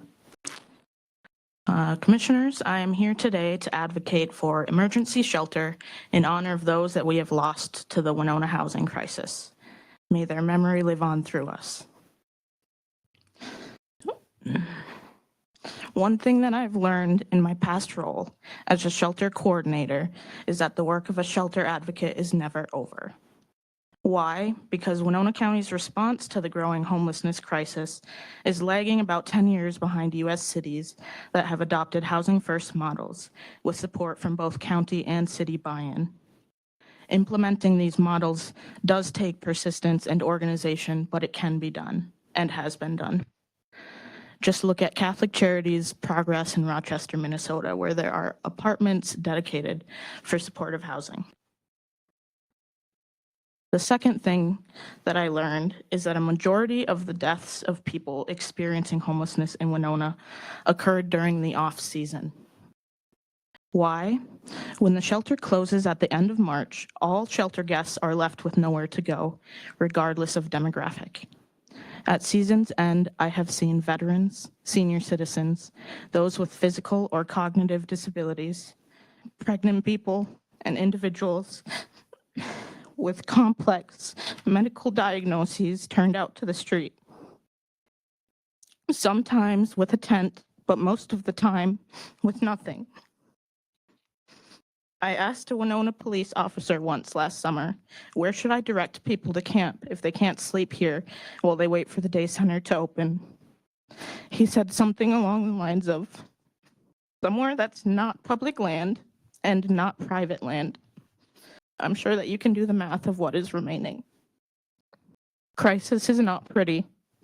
It is also not seasonal. It remains and expands until measures are taken. I applaud the entities represented today that are here to vouch for emergency shelter support and the openness of the commissioners to learn more. I believe that support of the proper channels and the strength of community working together that we can create solutions for a better future.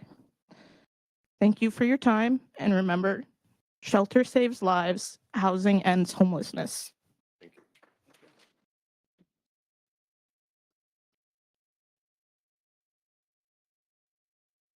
Hello, everyone. I'm Mary Jo Klinker. I live at 156 East 6th. I know tonight you will be hearing about the importance of Catholic Charities, and I'm here to support their work. I'm here tonight on behalf of Community Not Cages, an organization many of you are familiar with. We've been around for more than 5 years, and we host community dinners and conversations around safety. Something lesser known is our commitment to food distribution during the winter months in this community. As community members, weekly food support is an important part of our commitment to each other and to safety. Many of our friends, family, and each other have lived experiences with housing insecurity, and this makes our demands for local budgets to reflect the needs of our community, housing and healthcare, even more urgent and personal. I'm here to share that we support housing safety and increased access to shelter funding to ensure that community members are warm in the cold months and cool in the hot summer. Last fall, the Warming Center called for community partners to build a reliable network of local folks committed to food support. And as a group, Community Not Cages provided evening meals to the Warming Center once per week the entire season. Warming Center leadership had informed us that we are the first and only organization to respond to that call for community partners. In my experience, often this winter, we have witnessed folks with nowhere to go, with the gap in services between the day and warming center, and it is unfair that we can't, as a community, make sure that all of our neighbors are safe and their needs are met. I ask you today to please do what you can to support further services for housing and our unhoused neighbors. Thank you. Is there anyone else wishing to address the Winona County Board? Anyone Hi, else? I am online and I would like to make a comment. I apologize. Identify yourself, please. Name and address. Yes, I'm Jalissa Reitler. I live at 853 West 6th Street in Winona. Okay, go ahead. Thank you. All right. I'm Jalissa. As I said, I'm also a member of Community Not Cages, and doing food support is something that I've helped out with. I wanted to share a story of a friend who asked me to share during comment. So they said, quote, "When my landlord decided to convert my 3rd Street apartment into a short-term rental, the anxiety of securing housing nearly turned my whole world upside down. Sharing the same block with unhoused neighbors, staying at the warming center, clarified how close I am, that we all are, to needing emergency shelter services. We cannot abandon each other. We are all we have." End quote. There is no shortage of experiences like these about the stresses of finding adequate housing. And with this in mind, and the other stories that have been shared, I hope we share the same goals of supporting a year-round shelter and more sustainable access to affordable housing. Thank you. Great, thank you. Okay, last time. Is there anyone else wishing to address the Winona County Board? Seeing nobody? Thank you for the comments. Moving on to our agenda, item 5, approval of the county board meeting minutes. So moved. I'll second. Motion by Commissioner Elzing, second by Commissioner Meyer. I do have a correction. On page 71 of the packet. And it was,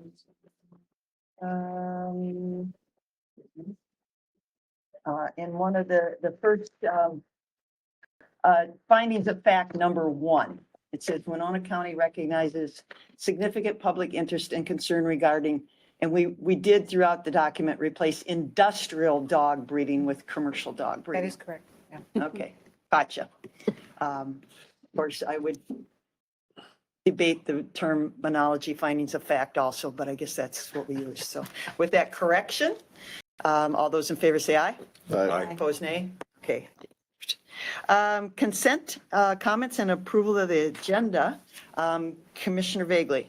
At the end, I'd like 2 comments, and if it's okay with the board and Ms. Holte, item 7.6, I don't necessarily want to pull it, I just want to comment it as we go through it. Could I just make a quick comment? Okay, all right. Ms. Holte, you have that noted? Okay. Yes. All right. Commissioner Elzing, Just a comment at the end. Commissioner Olson, Nothing for me. Commissioner Meyer. Did we want to pull item 7.9? Table, please. Yeah, table 7.9. Okay, so I would like to pull 7.9 off of the consent agenda. Okay, so we'll pull 7.9 for a future agenda. Anything else, Commissioner Meyer? Well, I think, can we make it 8.9 and then we'll table it? Procedure.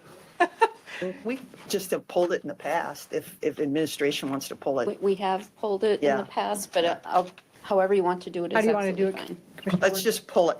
Okay. Pull it and put it on a future board agenda per administration. In that case, I had one request for board action. Board action. Ms. Holte? Nothing further. Okay. Attorney Sonneman? Nothing for me, thank you. Okay. I would like to pull 7.7 for a separate vote. And 7.11. It's a quick, easy comment. I hope somebody's here to answer that. 7.11, can we make that 8.0? because it's not anything long and detailed. Everybody okay with that? And then I'll reserve the right for comment at the end of the meeting. Madam Chair. Where'd you put 7.7? 7.11, I moved to 8.0. Yeah, but you pulled 7.7. Yes, I want a separate vote on that. So I'm sorry, we'll make that 8.01. Okay. All right, yes, separate vote, please. Okay, with those adjustments, we have an amended agenda. Is there a motion to approve? So moved. Second. Okay, we have Commissioner Meyer approves, Commissioner Olson seconded. Any further discussion? All those in favor say aye. Aye. Opposed, nay. Okay, approved. Ms. Holte, if you'd read the rest of the items, please. Thank you. We'll do 7.1, approve contract with Winona Post for 2025 official newspaper. 7.2, approve resolution increasing Sheriff's Department change fund. 7.3, approve foundational public health responsibilities work plan and budget for 2025. 7.4, approve change request to current PH doc maintenance and support agreement with Avenue Insights and Analytics LLC and Minnesota County's Computer Cooperative. 7.5, approve resolution to acquire right-of-way for CASA 12. 7.6, comment. Just want to, for information for future reference, this project, which I support, was roughly 10 miles, and the cost is the total cost is $5.3 million. It's just for future reference what everything costs in government today, including road projects. That's all. Thank you. Yeah, Over roads are very expensive. $500,000 per month. Yeah, Commissioner Elzing. And we are very fortunate that we have the sales tax to help offset some of those costs. That's where a portion of your money goes, because without that, we would be in dire straits. Yep, I'd have more worse roads in Winona County. Yeah, All right. less, more ugly. Yeah, no, just, okay. We do pretty good. Yeah, okay. So 7.6 is to approve agreement 1059239 and resolution with MnDOT for CASA 29 LRIP grant. 7.7 was pulled. 7.8, approve extension of lease agreement with Port Authority of Winona for 165 West 2nd Street parking lot. 7.9 was pulled. 7.10, approve 2025 solid waste hauler license. 7.11 is pulled. 7.12, acknowledge receipt of monthly finance and budget update for February 2025. And 7.13, confirm payment of disbursements. I'll move to approve the consent items. Second. Okay, we have a motion by Commissioner Vagley, seconded by Commissioner Olson to approve the consent items. Any further discussion? All those in favor say aye. Aye. Opposed, nay. Okay, approved. All right, then moving into general business 8.0, which is 7.11. And that is approve a state of Minnesota safe road zone grant to combat speeding offenses. And I did have, is there somebody who can address that grant? Okay, a question. I know we had an existing trailer. Now I'm hoping we can refurbish that and add it to our fleet, or is it just sitting in a warehouse that needs to be sold? An existing trailer, I guess I With need the more. speed- With the speed, your speed is, it's been, I had Sheriff Ganru put it out in Ridgeway within the last year or two. You're not familiar? So it's a- No, I think you might be referring to Goodview Police Department has a trailer Well, I don't, that may have gotten put out there that we had borrowed on occasion from them when it was available, which they were using it for their own needs. So we don't have any other trailer though. We had an old speed square monitor box that we used to put on the back trunk of a rundown squad car that barely ran. That's what we used to have. That's since out of function, does not work anymore. So this is for our own speed trailers, so we can put it out more frequently and not have to rely on Goodview to use their trailers when they're using it. then maybe I misunderstood because I know I asked. That is what we were told. Okay, is that I we know. have a trailer that is using rechargeable batteries, but the batteries are Oh. very expensive. Let me clarify for you on that part. It's not a trailer. If you drive through Stockton, and if you ever see the speed sign that they have in Stockton, we had something similar to that was portable, that you would put up on a pole. that would last usually for 3 or 4 days, and you could recharge the batteries. Not a trailer, I guess, is what I'm saying, though.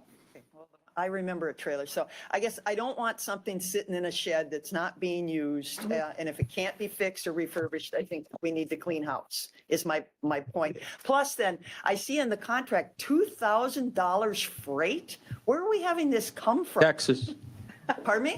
Texas, We have no closer vendors than Texas? Texas. That's where it's coming from. It's a crying shame, we're spending 7,000 and we're spending 2 of that for. Yeah. freight. Freight and shipping is very expensive. Okay. Yeah. All right. Commissioner Elsing.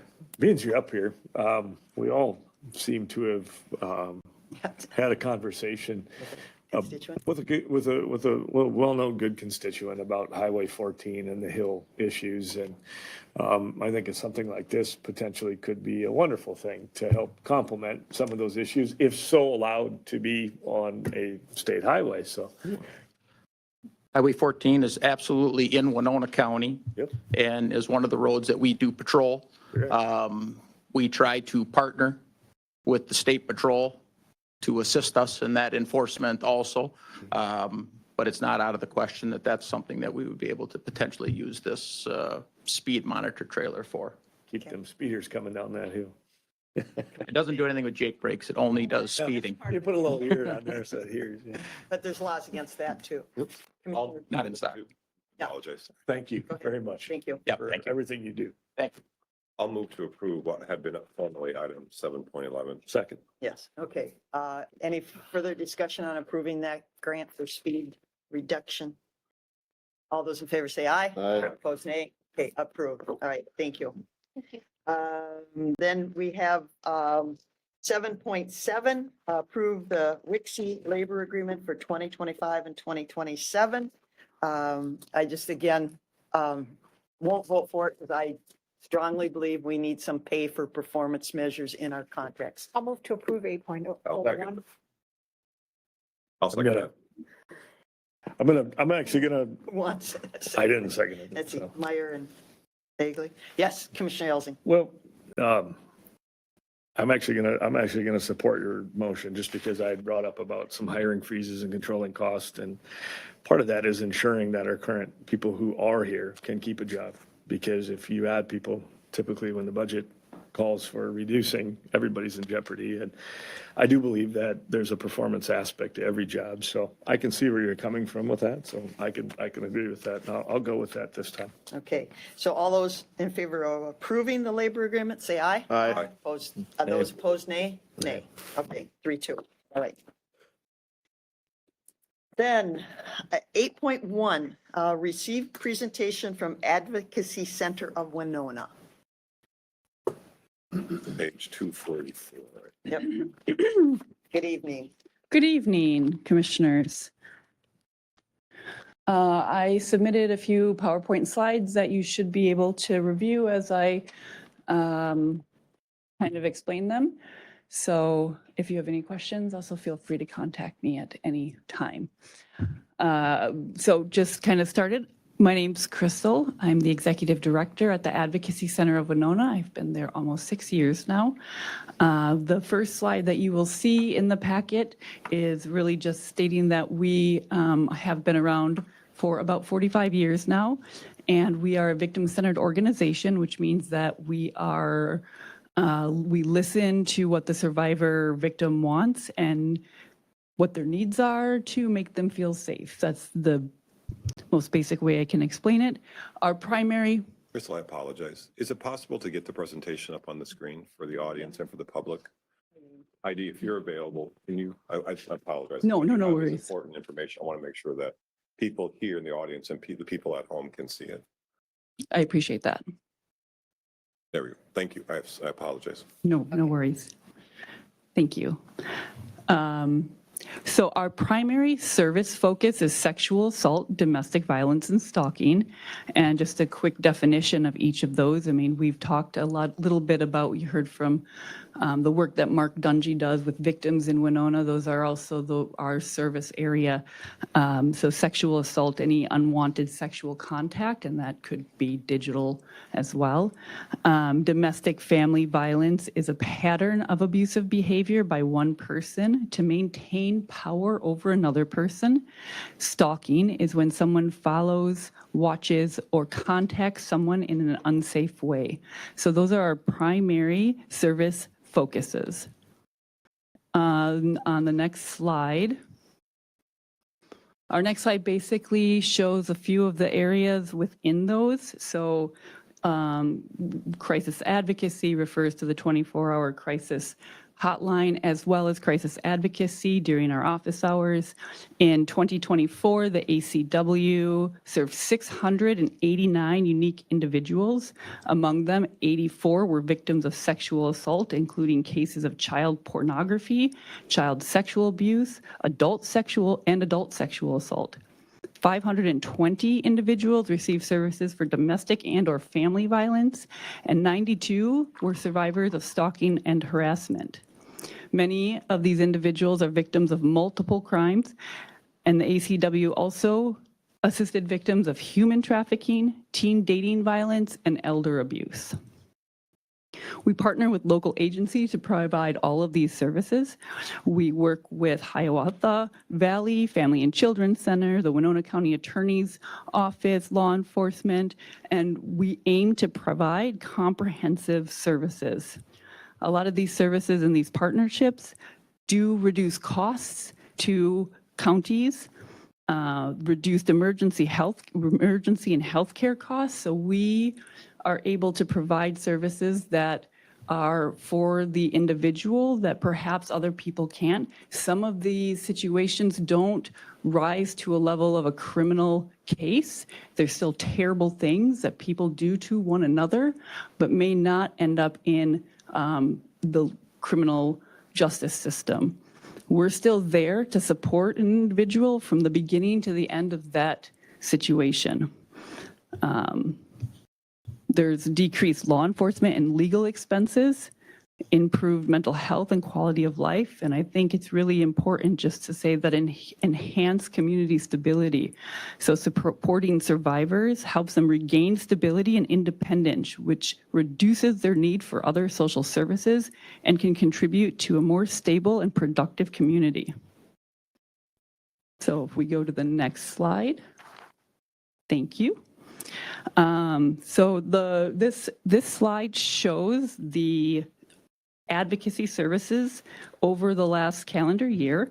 Our calendar budget, year budget was $609,000, and Winona County funds a portion of our 24-hour crisis line.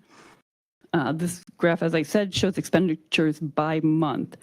The way that we pay for our crisis line or our advocates, they are paid a small stipend to be on call, usually between $18 and $25 a night. They must stay within 30 minutes of Winona Health Emergency Room and immediately respond with mobile advocacy.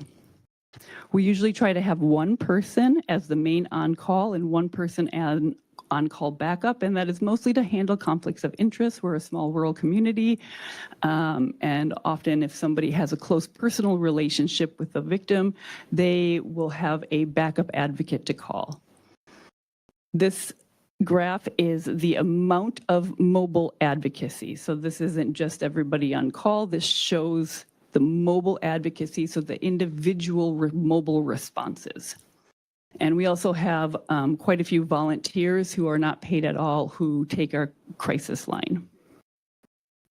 Next slide, please.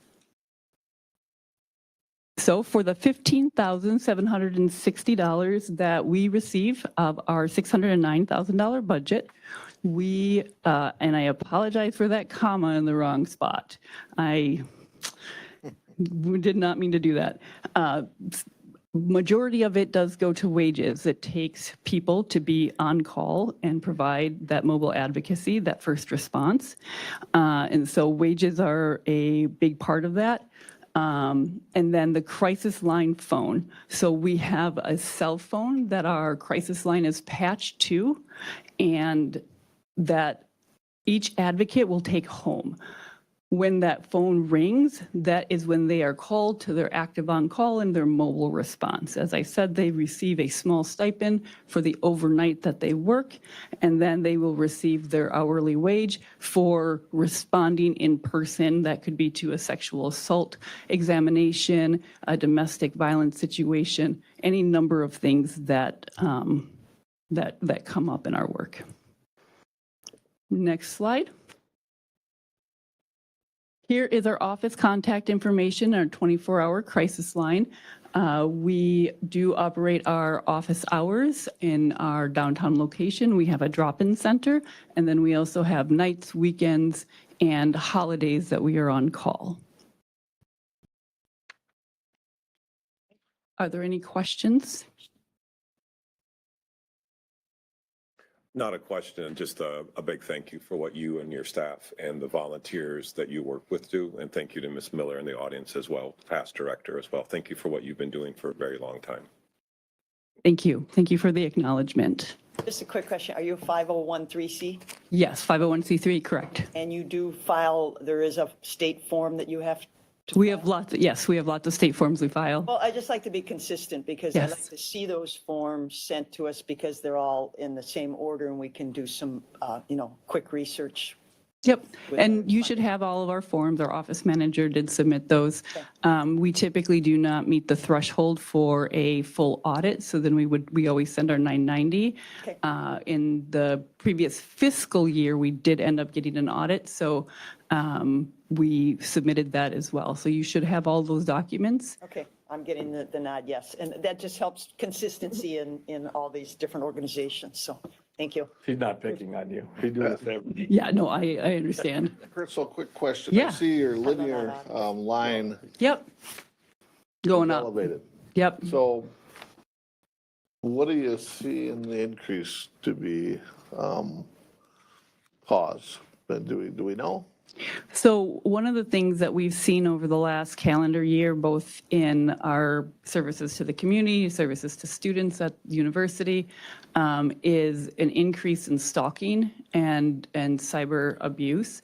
And that has been a huge challenge, I think, for a lot of agencies because we're navigating technology that is constantly changing. So we had a drastic increase of stalking harassment cases that we have been looking at how to serve our community members through the issues that they're facing with that. And that sometimes means partnering with ICAC. Sometimes that means learning technology that we didn't think we'd have to learn a year ago. Okay, thank you. Thank you. All right. Thank Okay, you very much. thank you. Okay, 8.2, receive presentation from Catholic Charities regarding the Warming Center, page 251 in our packet. Good evening. Good evening. Thank you very much. My name is John Myers. I'm the Executive Director of Catholic Charities of Southern Minnesota. So thank you very much for this opportunity to speak to you tonight. And before I begin, I want to just say thank you to those who spoke on behalf of the Warming Center and kind of the support from the community. The Warming Center itself is actually birthed out of the community of Winona, that it was a group of volunteers getting together in the beginning, recognizing that there was a problem and volunteering their time and resources to create the Winona Community Warming Center. That came about in the winter of 2016. And since then, it has grown both in its capacity, but also in its staffing and work.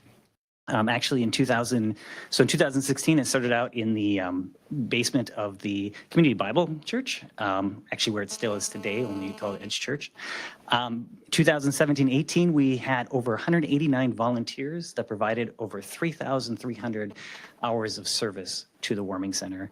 By 2019, we expanded to paid staff through Catholic Charities. And by 2020, we actually opened up our day center. So over that time, we've seen services grow both in our Warming Center and in the overnight center. Just to give you some ideas of numbers, back in 2018, they served 48 unduplicated individuals for a total of 600 nights of shelter. This season so far, we are on track to have 70 unduplicated individuals being served for roughly 1,300 nights of shelter. A warming center serves a critical purpose in the housing services that are offered by a community. I oftentimes, when I talk about it and try and explain it to individuals, use the analogy of the medical community and an emergency room. That you need a place where people can go when suddenly there's an emergency. You don't plan to have a really big ER, but you do need to have one when there's that emergency hit. So you hope that you have resources that are helping to keep individuals from experiencing homelessness, such as experiencing a visit to the ER, but you need to have a place there in case it happens. The idea and the hope, though, is that it's something that is brief and hopefully not reoccurring, that in setting up an emergency shelter, that individuals that find themselves experiencing homelessness have a place to go out of the elements and to be safe. But the idea is that that's not where the journey ends. An emergency shelter is not housing, it's a place for people to go for safety. But there are all other community partners that are a part of this process to assist individuals who are experiencing homelessness to find permanent solutions to their homelessness. And so having an emergency center is a critical element in that you can't provide housing services without having that place for that immediate emergency. And that's what our services do provide, that response. As mentioned, it is a seasonal warming center. So we are open from November through the end of March. And that is designed basically on our funding model, that we are funded to service emergency shelter. Our funding comes through the state. We're not, as far as I know, we're not receiving county dollars for the emergency shelter. It is funded through our a grant through the state, which gives us about 60% of the cost of the services. So we run the warming center, obviously November through March. It's not great, as people have attested in the audience, that running a seasonal means what happens after the season is over. Where do individuals, Winona residents, go once they can no longer access that? And what it does is it creates maybe instability in the care they're receiving, whether they're receiving assistance from other services, maybe they're receiving medical services, or maybe they actually finally landed that job and they just needed that emergency shelter to be, and now they find themselves without a shelter, a place to go, and having to either relocate, which requires them to access all new services, or to forego that job that they had just received. So it does, in the long run, having a year-round shelter not only serves the community, it serves these individuals who are being disrupted. Also, from just a pure organizational point of view, it's a lot of work to rehire staff season over season and get them trained and ready to go, only to say goodbye to that well-equipped staff at the end. So providing that year-round service not only builds that, also builds relationships with those experiencing homelessness so that they are seeing and being cared for not just in those few months, but actually throughout the year. As mentioned earlier, we are working on submitting a proposal. This proposal would ask the state funding to provide year-round warming center. Like I said, taking our seasonal and making it year-round. And then our hope is to be able to wrap around our day center services so that we could, in the end, provide nearly 24/7 care to those experiencing homelessness. Why I'm here today is really for a few things. One, obviously, it's a challenge for funding. I mean, every nonprofit will get up here and say the same thing. It's a public-private partnership with the grants that we're receiving, and so there is a 60% that we are receiving and 40% that we do need to find funding for. So it's an ongoing challenge to fund even just the warming center, day center, when it's in its seasonal capacity. In addition to that, we've had to make different cuts, even in the number of hours we can provide for our day center services. We'd love to be able to provide up to 12 hours of day service. Right now, we've reduced that to about 6 to 7 hours of day service. I'm here today. The main big ask I'm here for is your letter of support. As we go into this very competitive bidding to get funding for a warming center year-round, we are fighting bids from all over the state. And we are going to put together the best proposal we can, but having the county stand behind us and say that we too recognize that this is a service that is needed for our citizens of Olmsted County or Winona County, that letter would just go a longer way in our proposal. I'm not going to lie, I'm probably going to ask to come back at a later time to ask a bigger ask from you, because even like I said, if we get the year-round funding, that's still probably only going to true to form, that's probably only going to be about 60% of what we need. And coming to you as a county, we are doing what we can do. The nonprofits are trying to do what they can do. But we also, as I said, it started with the community and it needs the community. And we need the county support through this. And again, I just want to acknowledge that working in Winona and the community here has been amazing. Just to kind of give you a perspective, this started in 2016. Places like Rochester weren't even thinking about this till 2019. You guys were way ahead of the curve. But as mentioned, we've started to fall behind the curve in what kind of the resources and ongoing support that we would offer people experiencing homelessness. So I do think that as we can turn this page on it, I think Winona can become another leader again in services to those experiencing homelessness. I do appreciate your time and would welcome any questions. A couple questions and actually a request. Ms. Holte, Dan Wilson gave you a folder. Could you pass that over? Could I get that, please? So we haven't seen that until now, right? No. Okay, could you pass from the table? And a comment and then a question. Okay, and I might call up Jen if I have any questions. Absolutely. Okay. When you said that you have been ahead of the curve, people in Winona County, it wasn't Winona County government that was ahead of the curve. It was a group of volunteers. I wasn't part of the original founders. I came about a year and a half later, et cetera. But there was a small group of people who saw a need, who came together. And then Catholic Charities became involved and was a very important. No, don't take them. No, don't take them. I apologize. They don't look like they're combined packets. Mr. Wilson, are we supposed to take these? For you to have. Okay, Oh, okay. but they're all They're different. But they're all different. They're They're all they're different. stapled together. Can I have the whole packet? They're all the same. You can have it. If you look at who signed them, they're different. Are they? I don't know. Well, you can have them. And release separate But again, packets for each well, then commissioner. I'm asking part and part. I didn't look at it. I thought we agreed just to have you create a committee and now we're getting a presentation and having a request. They are separate packets for each of the board members. Judge, then I did not know. I misunderstood. So Okay, but pass it back. My apologies. nothing you personally, but the way we do things. Sure. I thought we gave Commissioner Vagley approval to have a committee discussion, and now we're getting approached This at a is- formal board meeting for a request. That seems to be jumping Uh, a step.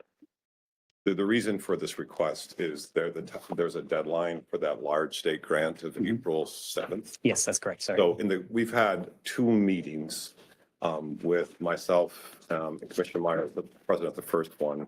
And one thing that came up was that there's the deadline for this large grant, correct me if I'm wrong, is April 7th. That's correct. Yeah. So the reason this is coming before the county board today is to perhaps offer a letter of support. I would also like to talk about funding, but that's something we could discuss later as well. But that's why it's on the agenda for tonight.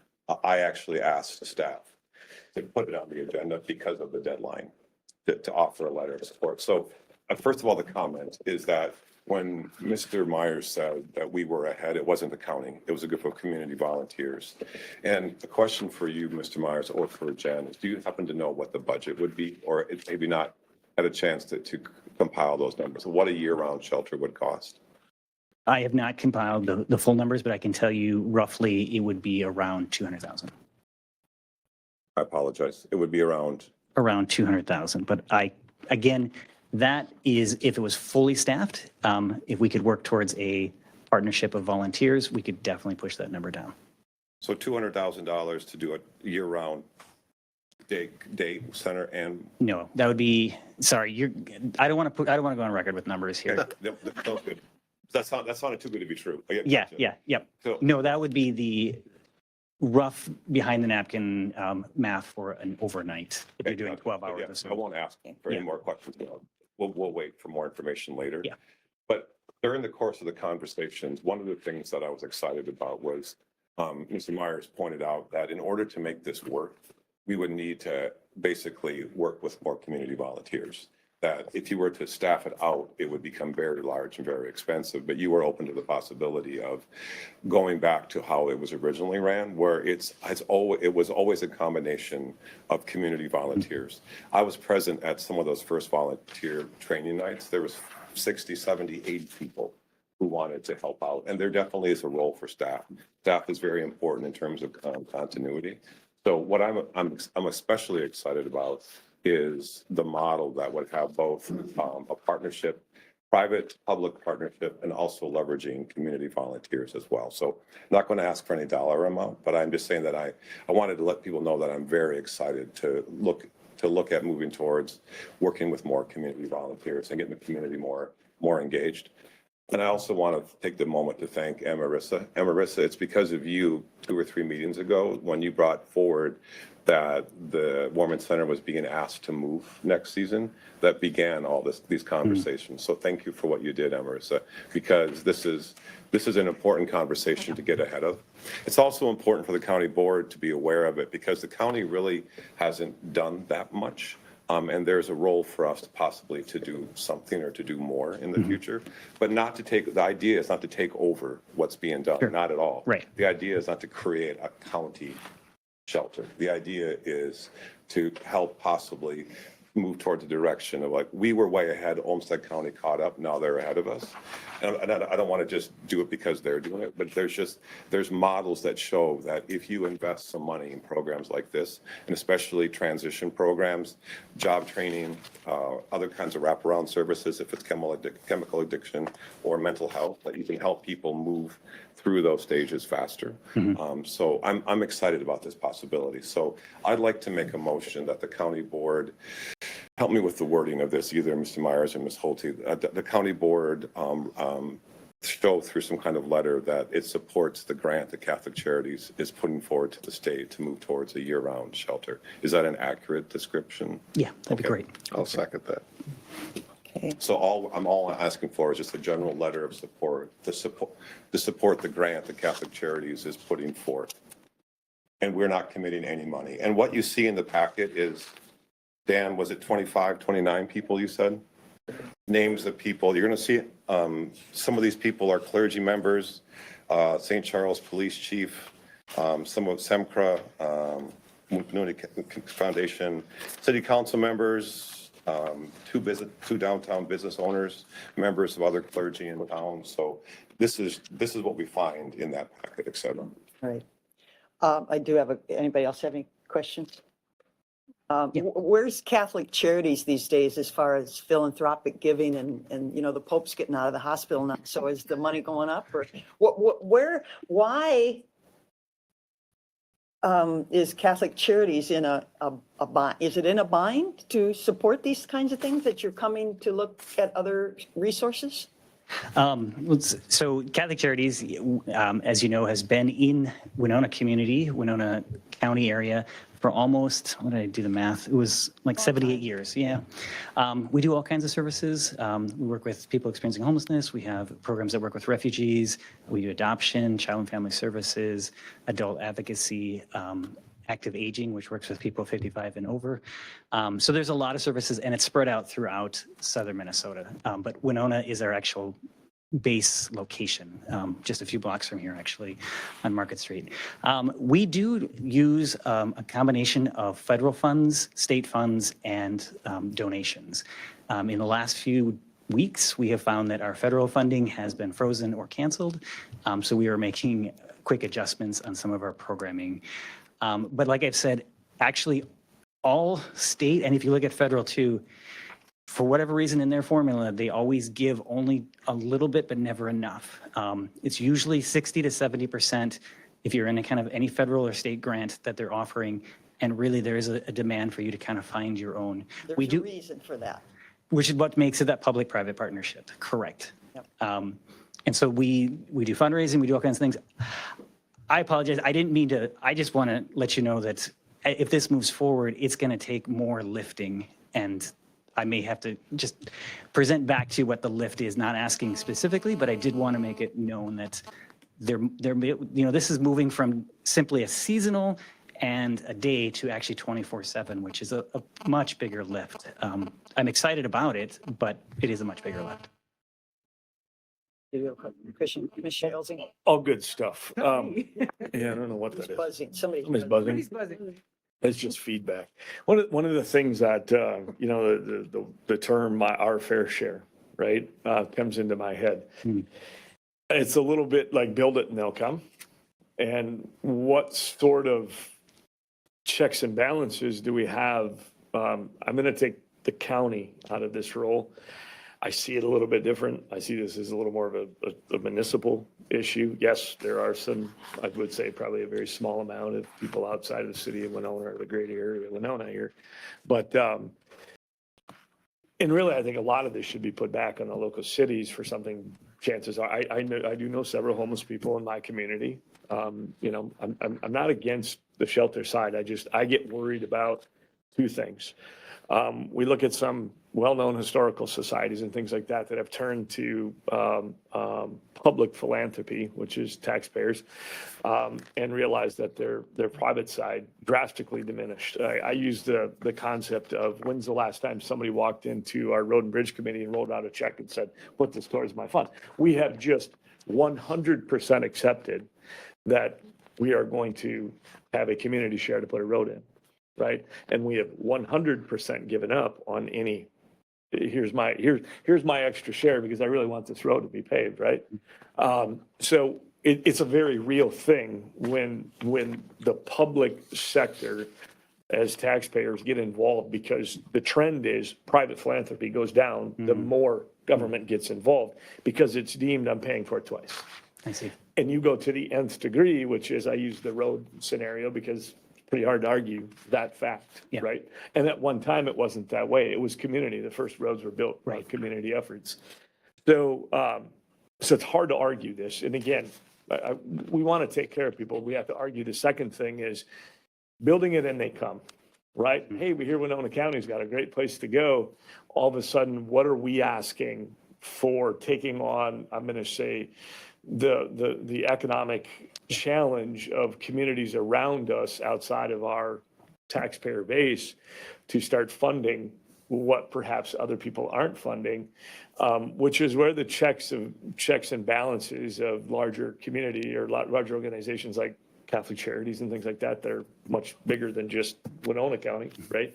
Whatever. So we look at a lot of our schools, a lot of our universities. It's where St. Mary's, it was, driven through a church, right? A lot of that was funded at one time through those Harvard, all these schools were. So that's always the fear I have, is that it sounds great at the surface level, but what could come with it that creates a new burden that, we attract people.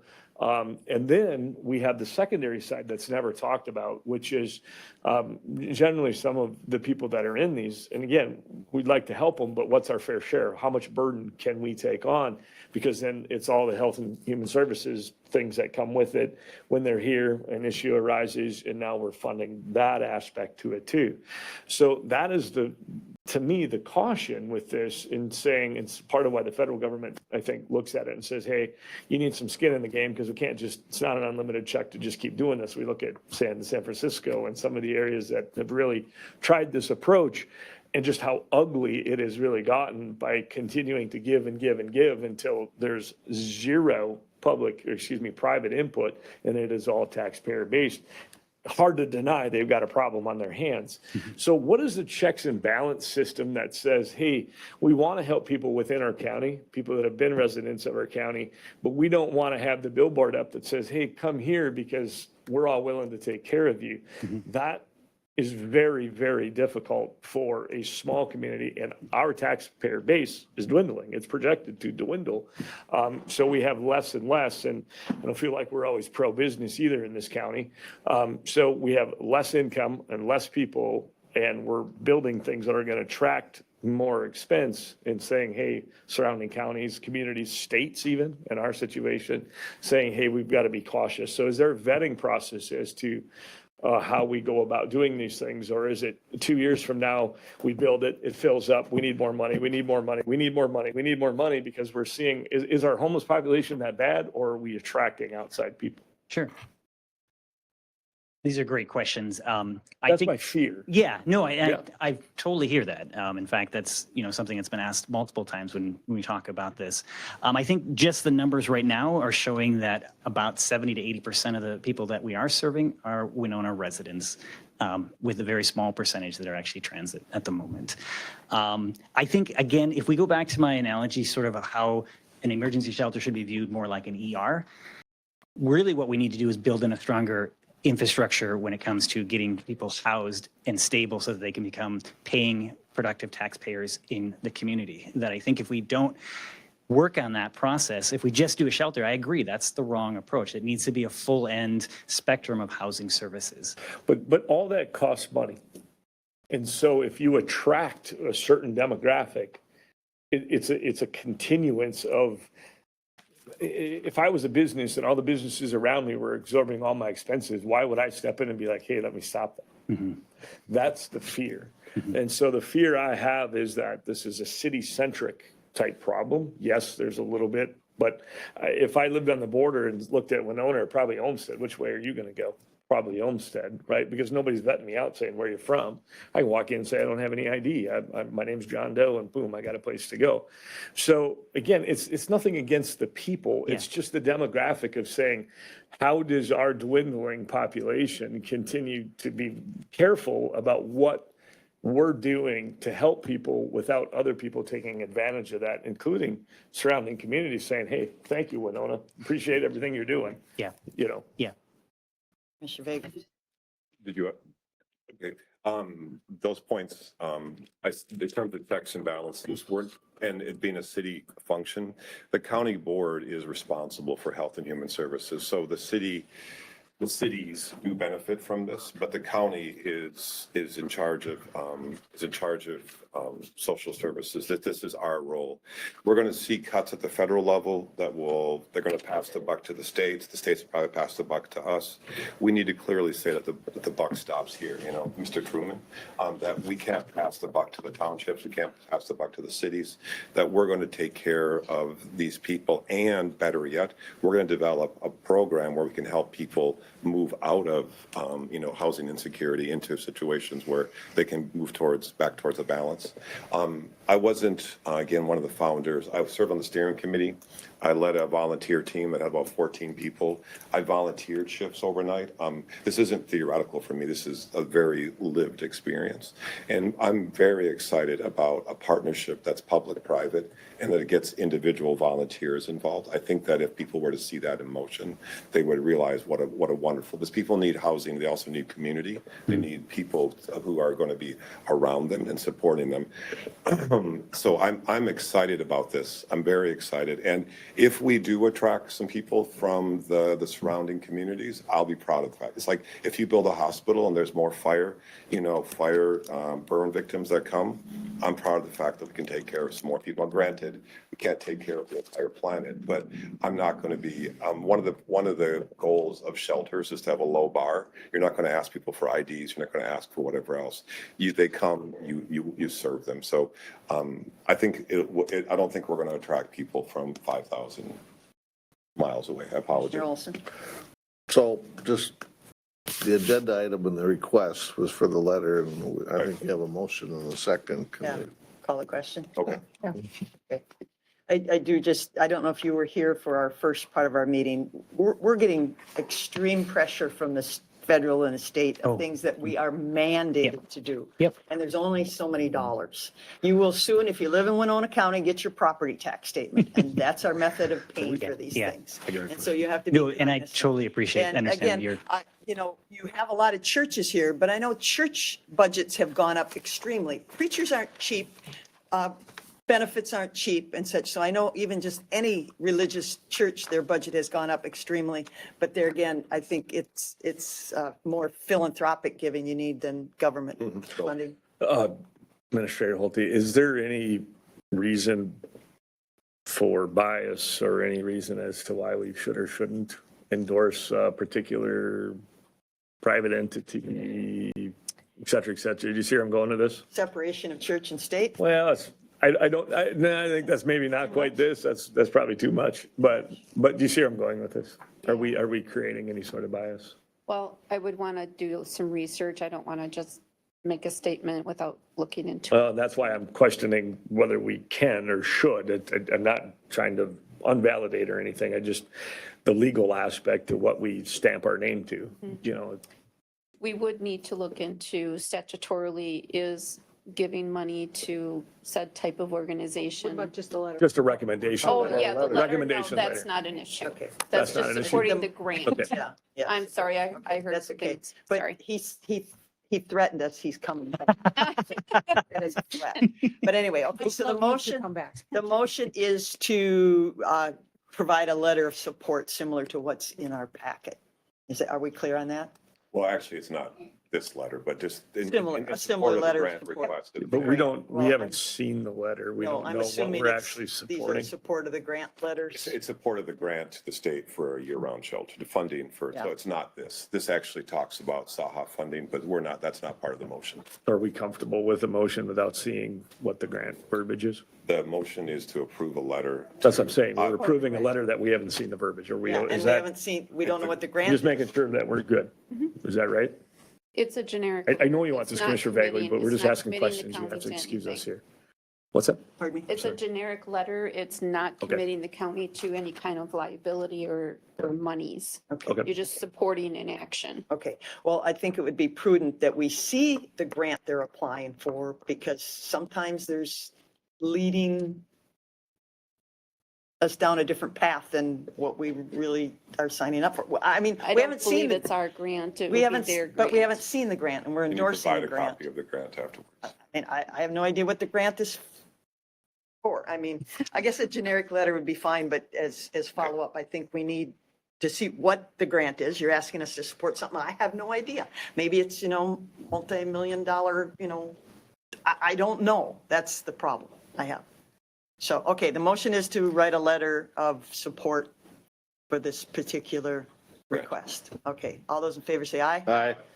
Opposed, nay. Okay, it's kind of a, The motion passes 5-0. yeah, soft. I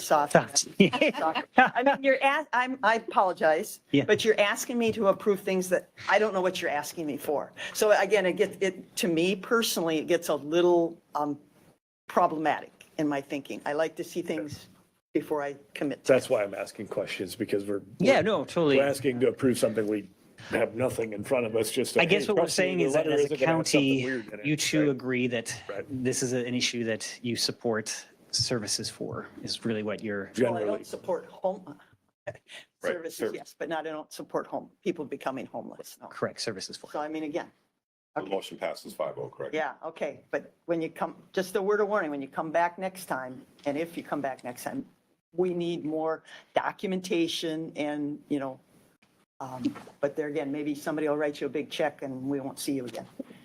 Maybe, it'll be. right? Thank you very Okay. much. Thank you so much. Thank you. Thank you. Okay, moving on. 8.3, receive presentation and approve resolution proclaiming National Crime Victims' Rights Week, April 6th through 12th. And what's this one? We're Okay, not asking for money. okay. I don't have any to give. Okay, Understood. And this is statutorily not Crime Victim Rights Week itself, but Crime Victim Rights, Minnesota Statute 611A. So this is, oh, I'm sorry. I'm going to give my lecture before I introduce myself. You do that.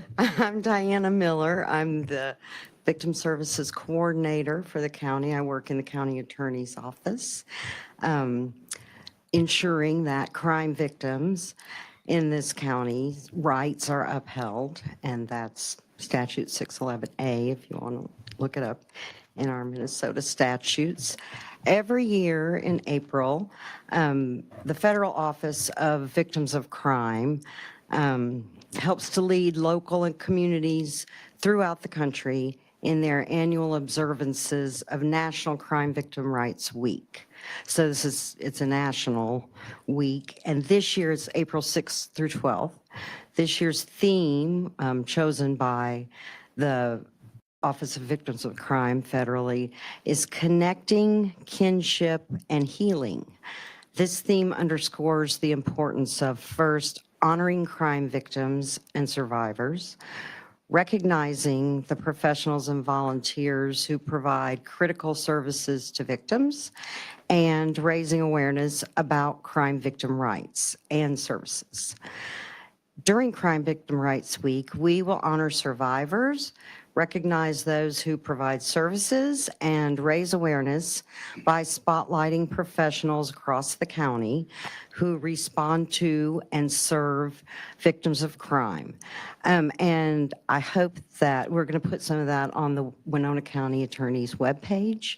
And I do hope that people will be surprised at how many you wouldn't think actually serve victims of crime do. It's more than just county attorneys and law enforcement. There are lots of people throughout this county who do that. The Winona County Attorney's Office, Crime Victim Services Office, that's my office, is solely responsible for meeting Minnesota's statutory obligations to victims.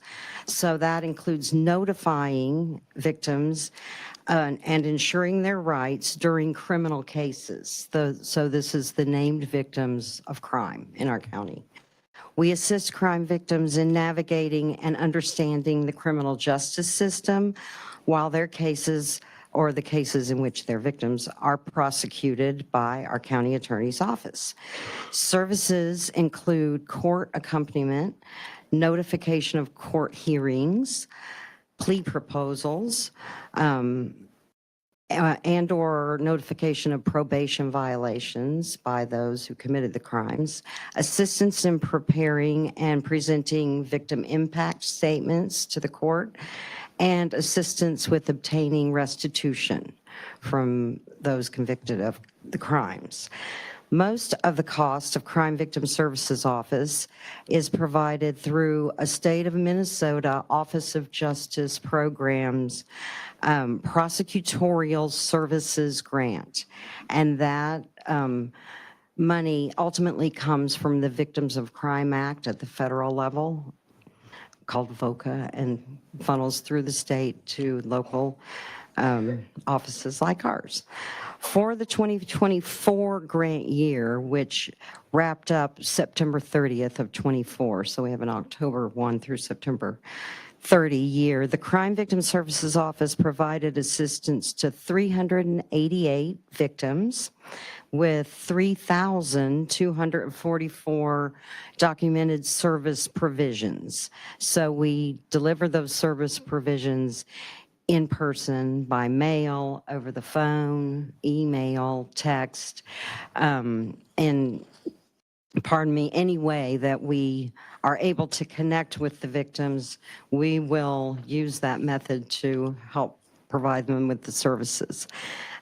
So far in this grant year, which started October 1st of 24 through today, we've served 281 crime victims with 2,856 service provisions. So we're tracking higher than we did last year.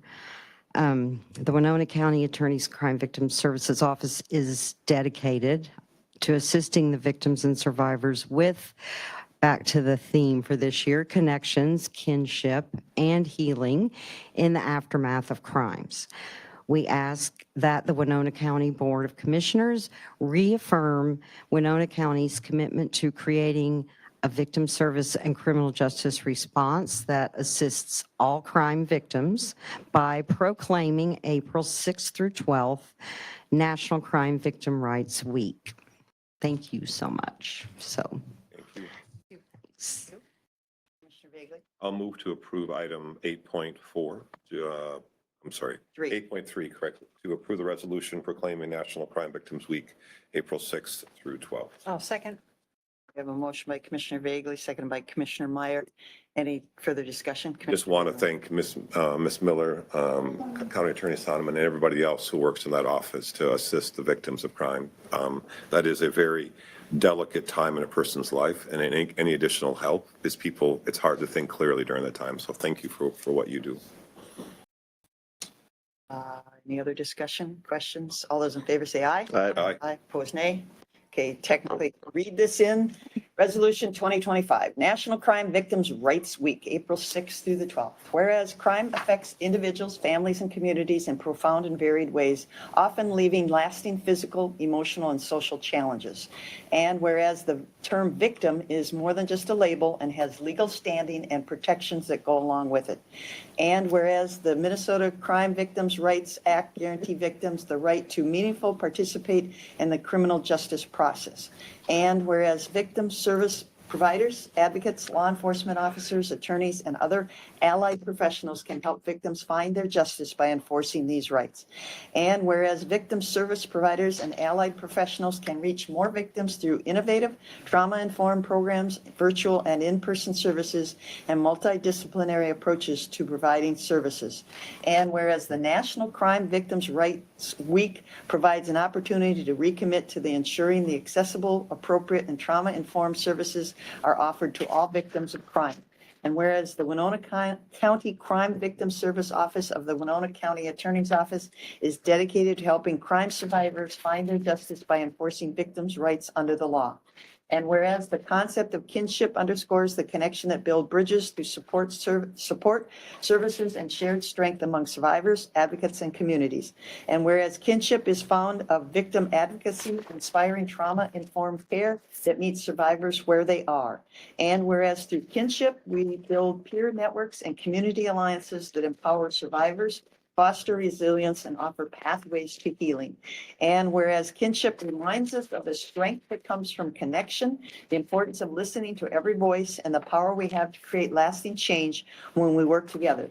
Now, therefore, we, the Winona County Board of Commissioners, do hereby proclaim the week of April 6th through 12th, 2025 as National Crime Victims' Rights Week, reaffirming Winona County, Minnesota commitment to creating a victim service and criminal justice response that assists all victims of crime during National Crime Victims' Rights Week and throughout the year, and expressing our sincere gratitude and appreciation for those community members, victim service providers, and criminal justice professionals who are committed to improving our response to all victims of crime so that victims may find relevant assistance, support, and justice. Adopted in Winona, Minnesota, this 25th day of March, 2025. Okay, all right. I'm coming back to the microphone to say thank you so much for reading all that. Oh, okay. Thank you Not a for the problem. proclamation. All right, where's the newspaper guy? Paper? All right, thank you. Moving on. I apologize. Yes, We got, yeah, we voted. Did we? Yeah, we voted before I read it. Yeah, Okay. it was That's right, you read vaguely it correct. It higher. was approved. Yeah. already. Yep, we voted. Okay, 8.4, discuss, approve Winona County Comprehensive Plan Steering Committee member appointment process, 255. Okay, and Lou is with us tonight. So tonight you just want to know how we want to do a recruitment and application process? Yeah, we're just looking for, good evening, sorry. We're just looking for approval of the process and the slate as is provided in your packet. We talked last time when we were here about coming back and talking about steering committee, and so that's what we're doing tonight is looking at appointing a steering committee and approving that process. There is some information in your packets about just background information about the roles and responsibilities of the steering committee. There's also a proposed staff recommended process in the RFBA. And then there's a sheet proposing membership and for your consideration as well. So, Get a few, Yeah, I have a question too. Commissioner Elsing. couple things. One, looking at-large community connectors, I'm assuming that's a fancy way to say public. Just public people. Mhm. Yep. Is appreciate all these different, things that are in there, but do we feel as though that's enough? Do we, I look at that and say, hey, if we pull one out of the city of Winona and one maybe a rural person, I don't, I don't know. That's the first question. I'm not debating it. I'm just simply asking the question. Is that enough? We certainly want to keep it to a reasonable level. I think if it gets too large, the meetings become unproductive and difficult to manage. To allude into that, Lou, before you get going, I look at the city representation. It says 2 members. What city? It's for you to decide. Right. And it would depend on where the interest comes from. And we kind of probably know where that's going to lean towards. So if we look at that scenario, we look at township representation. Well, you could have 2 townships and 2 city people, and they could be all within 2 miles of each other and represent one population. So one of the things that I look at is really focusing more, saying rural and defining what I'm going to call rural municipalities or rural members, so that this board doesn't become lopsided. And even at that, we look at 15 people, and really outside of elected official or appointed people, for the most part, there's something intergovernmental that we have here. There's really only a few people outside of government representing this whole policy. So first of all, I just want to say, let's throw a little caution to that. And then the second thing I want to bring up is the time frame. I've had several people approach me already and say, well, I don't want to do this, but I suppose somebody better get on this that represents us, right? Because we see where it's going. It's the disbelief. It's the townships all writing in saying, hey, we don't think we need this, but we decided they were all idiots. So We never said that. Stop saying that. I have the floor currently. We never said that. You cannot put those words in our mouths. It's public perception. Public perception. But we never So said that. I'm repeating what other people said in the community, the Commissioner Bagley. So you have to decide how, so they said that. Okay, thank you. How about that? Okay. That's how they felt, exactly what I said. If you'd like to argue with them, we could bring them in too. That's fine. There you go. So at the end of the day, I'm trying to undo that. And so that's my point here, is that, people are saying this, do we get on this? Are they going to listen to us anyway? Does it make a difference? So some of my things would be giving this thing a little bit more time. Can we have a little more time? Is there a need to do it this quick in a month? Could we have a little more time to maybe try to get the right people on these boards and convince some people to get on them? Is there a time frame that this needs to happen? I'm not aware of the time frame. The time frame, we're already starting. We'd like to have we're slated to have a meeting in May. That's not going to happen. We would like to have one, the first steering committee meeting in June. So I think the time frame that we laid out would be April. It's open. We could close it. I mean, we could give it an extra, we could play with that a little bit. But the hope would be to have it back before the county board by your second meeting in May, so we can appoint and then have, first meetings in June, hopefully. Of course, everything can be pushed back and, then, the whole process just gets moved. My bigger question, Lou, was, the organization that we hired to do this, are they on a time frame? We have an allotted time frame to make that happen? Or is it just kind of, we're saying, hey, could we do it in this time frame? Oh, the longer you take, the longer things tend to cost and, momentum that you lose. But To get the right people on here, is 30 days too much to ask to No, recruit? It's your contract. No. Unless they do extra work, that contract should not be expanded. And even with that, Lou, I'm just trying to realistically say, I'd like a little bit of time to try to maybe revamp this list a little bit. This is just Commissioner Elsing talking. Revamp this list, be a little more defined as to who we're putting on there, so we have some definite roles, and then the time frame to go on and try to recruit some people. Is that a fair request? Well, I think recruitment would occur over the next month. So, if the board thinks that they need more time, obviously you're the decision makers. March is gone already. So you're looking at April. Okay, Commissioner Meyer. Thank you. So you're talking about opening applications in April and that being open, let's say 6 weeks. Then you would come to us on the 27th of May and ask us to make the appointments. What refinements do you want?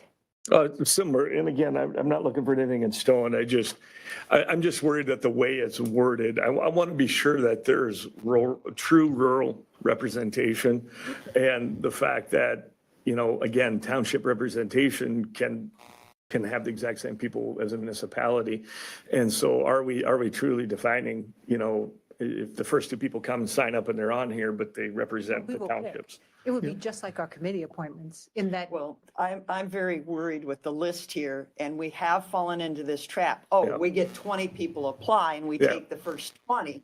But I'm saying we need to definitively fill those categories. So if we get 10 people from the city of Winona to apply, if we're going to stick to this, and I have heartburn about putting city of Winona people on a rural county comp plan, that we wouldn't pick 10 of them, we would. That's where I'm alluding to. Yes, I realize. realize we pick, but at the same time, it doesn't mean that we can't pick exactly what I'm talking about Yes. because we lose it at a 3-2 vote, which is the history of this board. I mean, So, in terms of the planning commission, the only person who's in the city is Jordan Potter. That's, I've got city of St. Charles represented. and you have something against them? I told him I was going to watch him. I mean, to see. So do you want to say, when you're talking about the, let's say, the planning commission, do you want to specify further that you want 2 rural sitting planning commission members? I mean, is that the kind of thing you'd like to change? yeah, I guess I was looking at the township representative, the at-large community, and then again, I appreciate, you know, conservation organization, Trout Unlimited, Minnesota Land, you know, is that one person? Is it 2 person? You know, I see multiple examples. I'm just assuming they're examples. We're not looking for one for each of them to come up with a 15. I guess I Well, didn't do the math. 2, They're 4, saying that they 6, want, 8, yeah, 15. 10. Yeah, I guess it does. So it'd be 1. Yeah, I just didn't do the math, Commissioner Meyer, Yeah, to 'cause figure that- out, is they 1? But it's even more than that if you really did try to fill all those categories. Yeah. But I mean, if you want to put a little bit further restrictions in terms of the I planning. think we just need to be commission, clear that. Then we- that's fine we are- with me, we- you know. This could become very governmental and city-centric very quickly. Yes. By just simply whoever applies and then we go in and then we do the typical vote and it ends up being, But I think if you want that wording changed, this is your opportunity. yeah, that's what I'm bringing. What I'm saying. I'm well aware of that, Commissioner Meyer, and that's what I'm saying. Yep, and I totally hear where you're coming from. I think this needs to be, it's a rural comprehensive plan. It needs to be represented by rural people. I think that's where the slate came from, was to hopefully, I think it's oriented towards that. But of course, I don't know that you want to limit it too much either, because you don't know what kind of applications you're going to get. And Jordan Potter, I mean, I think he's a great example that he is from the city, but he might be he's got Stockton roots and he works in the county and he's well known throughout the county. So, And there's multiple ways that people like that can get on. Yeah. yeah. So you might not want to limit yourself too much, but I think an overall idea that just to agree that we want it to be rurally represented is a good thing to state. To that end, and to address Commissioner Elsing's good points, I'd like to, and these are not meant to be carved in stone requirements. These are only meant to be guidelines, correct? Like targets? They're targets, and it all depends on what you get as a slate. If you want to add a couple of at-large community members, great. But I mean, again, 15 is a target. I'd hate to go over 20. Don't want to go over 20. Well, I might surprise you. I agree with your points. I think that I'm going to propose that we drop the 2 city representatives and we bump up township to 6 and we bump up the at-large to 5. And that still, I think, gets us to 21. If we drop I think we should drop the 2 city representatives, bump the township folks up, because 19 townships times 3 plus 2 of them have 5, right?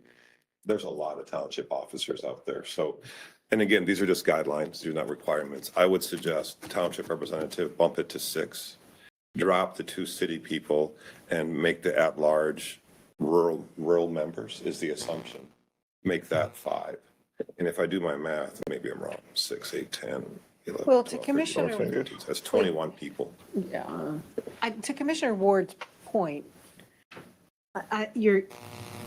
by saying you're not going to specifically seek city representation is one thing, but to say that you're not going to allow anyone who's a We're resident not of the saying, city, we're not saying that. that's We're not just- what you're saying. These are just guidelines, targets. Right. But the one thing, when we get these applications, I need to know personally, maybe what category Yeah. they fill. I want names, addresses, and phone numbers. Because too many times, I don't get phone numbers, and then I want to be able to talk to these people. Marcia's and going to find call out. them all. I'm going to call them. And this is what I, That's their house. Due diligence.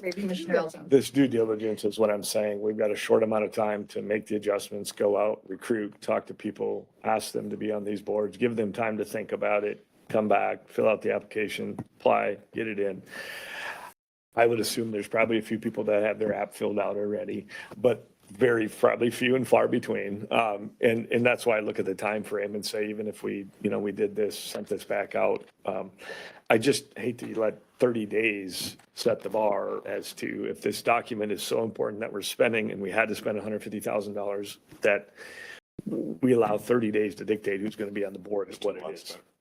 Well, 6 weeks, how about that? Anything. I would just say, give it a little bit of time to let people make some decisions, because the people that I've talked to about this, there's a sense of hesitancy because it's A, are they gonna listen to me anyway? B, do I really want to commit my time? C, I've been on it before and here we are. We struggle filling boards. I mean, and why? Because I think a lot of times the perception is people don't listen to us. And so that's the feeling I get, is that I'm going to be part of this, something that my voice is going to be mute. And so why dedicate the time? So I've just, my fear is that So how would you the spell wrong it? How people would are you going to spell set up. So it? 6 weeks? I'm trying to be polite here. I try not to cut you off, Commissioner Bagley. Very seldom. Darn much.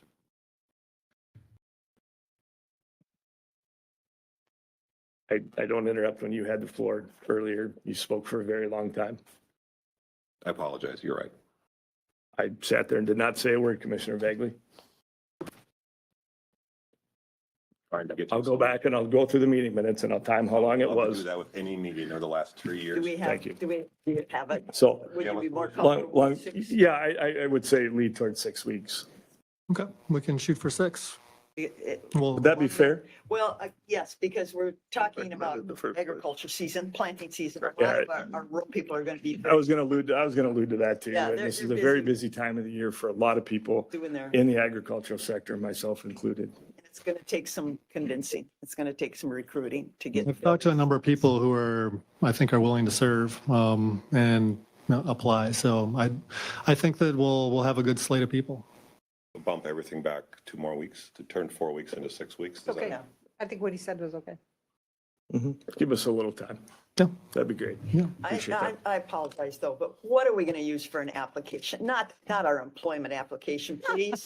Oh, we're short creating version? a new one. Okay, because that is asking people a lot to fill out for a volunteer. And I think we can release that once we get it ready. We'll let you know and get it in everybody's hands and get it out in the public. Yeah, okay. All right, so any other, Commissioner Bagley? Did those suggestions, those amendments would that address your concerns? In terms of making sure that it is rural focused? The type of people? I think it definitely helps. And again, they're guidelines, they're targets. Yep. They're not 100% locked in stone. Yep. So could the board agree to drop the city, bump up the township to, I said 6, it doesn't have to be 6, something else. With all those numbers, we still end up at 21, which is not 15, I think. And maybe we could reduce it. And I suggested making it at large 5. Because like you mentioned, we need to make sure that there's more non-government people, or as many than there are, et cetera. Those are all very valid points. And remember, there will be lots of opportunities for public engagement other than sitting on the steering committee. So if there are groups out there that are interested that you're talking to, I'm always willing to meet with folks. So yeah, just point them in my direction. And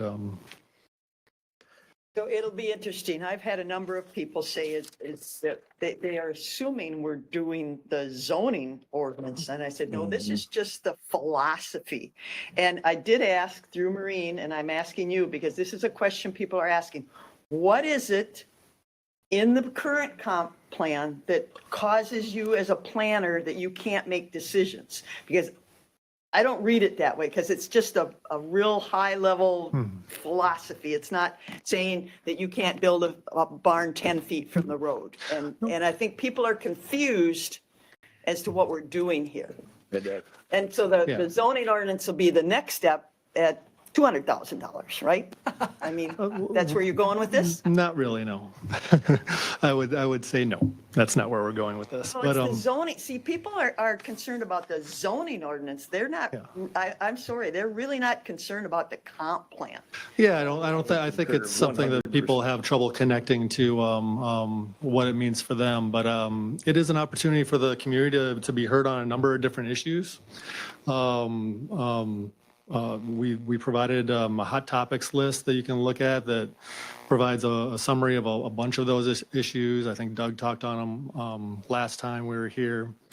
And from a staff perspective, the current comprehensive plan is not laid out well. It's hard to follow, and it's hard to, it contradicts itself.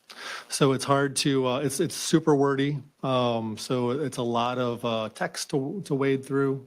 And it doesn't address a number of issues that the county has, that's popped up in the county that the county's trying to address or having to address these Maybe days. to help recruit, you can put some of those thoughts to paper so that we can tell people this is what, quote, you're trying to do. Because there is a lot of confusion about what this is compared to the, like I say, the nuts and bolts of where you can build, how you can build, you know, how many animals you can have, where you can have them. So I would appreciate any of those kinds of things to help explain to people who aren't really into comp plans like you are. What we're trying to accomplish. It's not my life. Passion, right? Yeah, it's not my life. The point I had to this was not necessarily to even come up with specific numbers, but in alluding Commissioner Bagley, I don't want to eliminate the city representation, but at the same time, I just want to make sure that we have the verbiage in there so people are clear about if they see at-large community connectors and this gets published, they're going to say, well, I heard XYZ is run. I heard XYZ is going to run. They're going to do it. I'm not going to do it. I want to see that it's open for more people in the rural community to be part of that. So I don't want to discriminate against the city representation. I just want it to be clear that, you know, maybe we define that out as in, you know, a rural city, a metropolitan, or however you want to determine this scenario. But just so that people can understand, they just don't get turned off by this and say, well, I already know what's going to happen here and I know what's going to happen there. Please come up with your verbiage that makes sense. And I'm just requesting that this maybe is a little more so when the community reads it without explanation, that's the key. They're going to read this without explanation. Nobody's going to sit here and walk them through our intent. It's clear and concise as to what they're looking for, and they don't feel like, well, I have very little opportunity to be part of that. That's my point to that.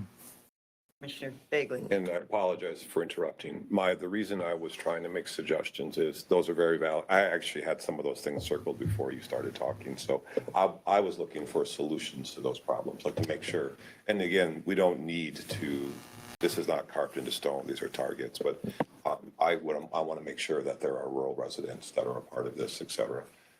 And if like Commissioner Ward, you're concerned about a St. Charles City resident, that's something that we can decide. Etc. Oh, no, I just was, telling them I know where you live, Right. so I'm. 100%. And I also think it's important that we approach this with, I don't know how to say it, I don't want to offend anybody, make sure that people with an open mind in that it's not going to be the end of the world. This could be a good conversation. This could be an important conversation.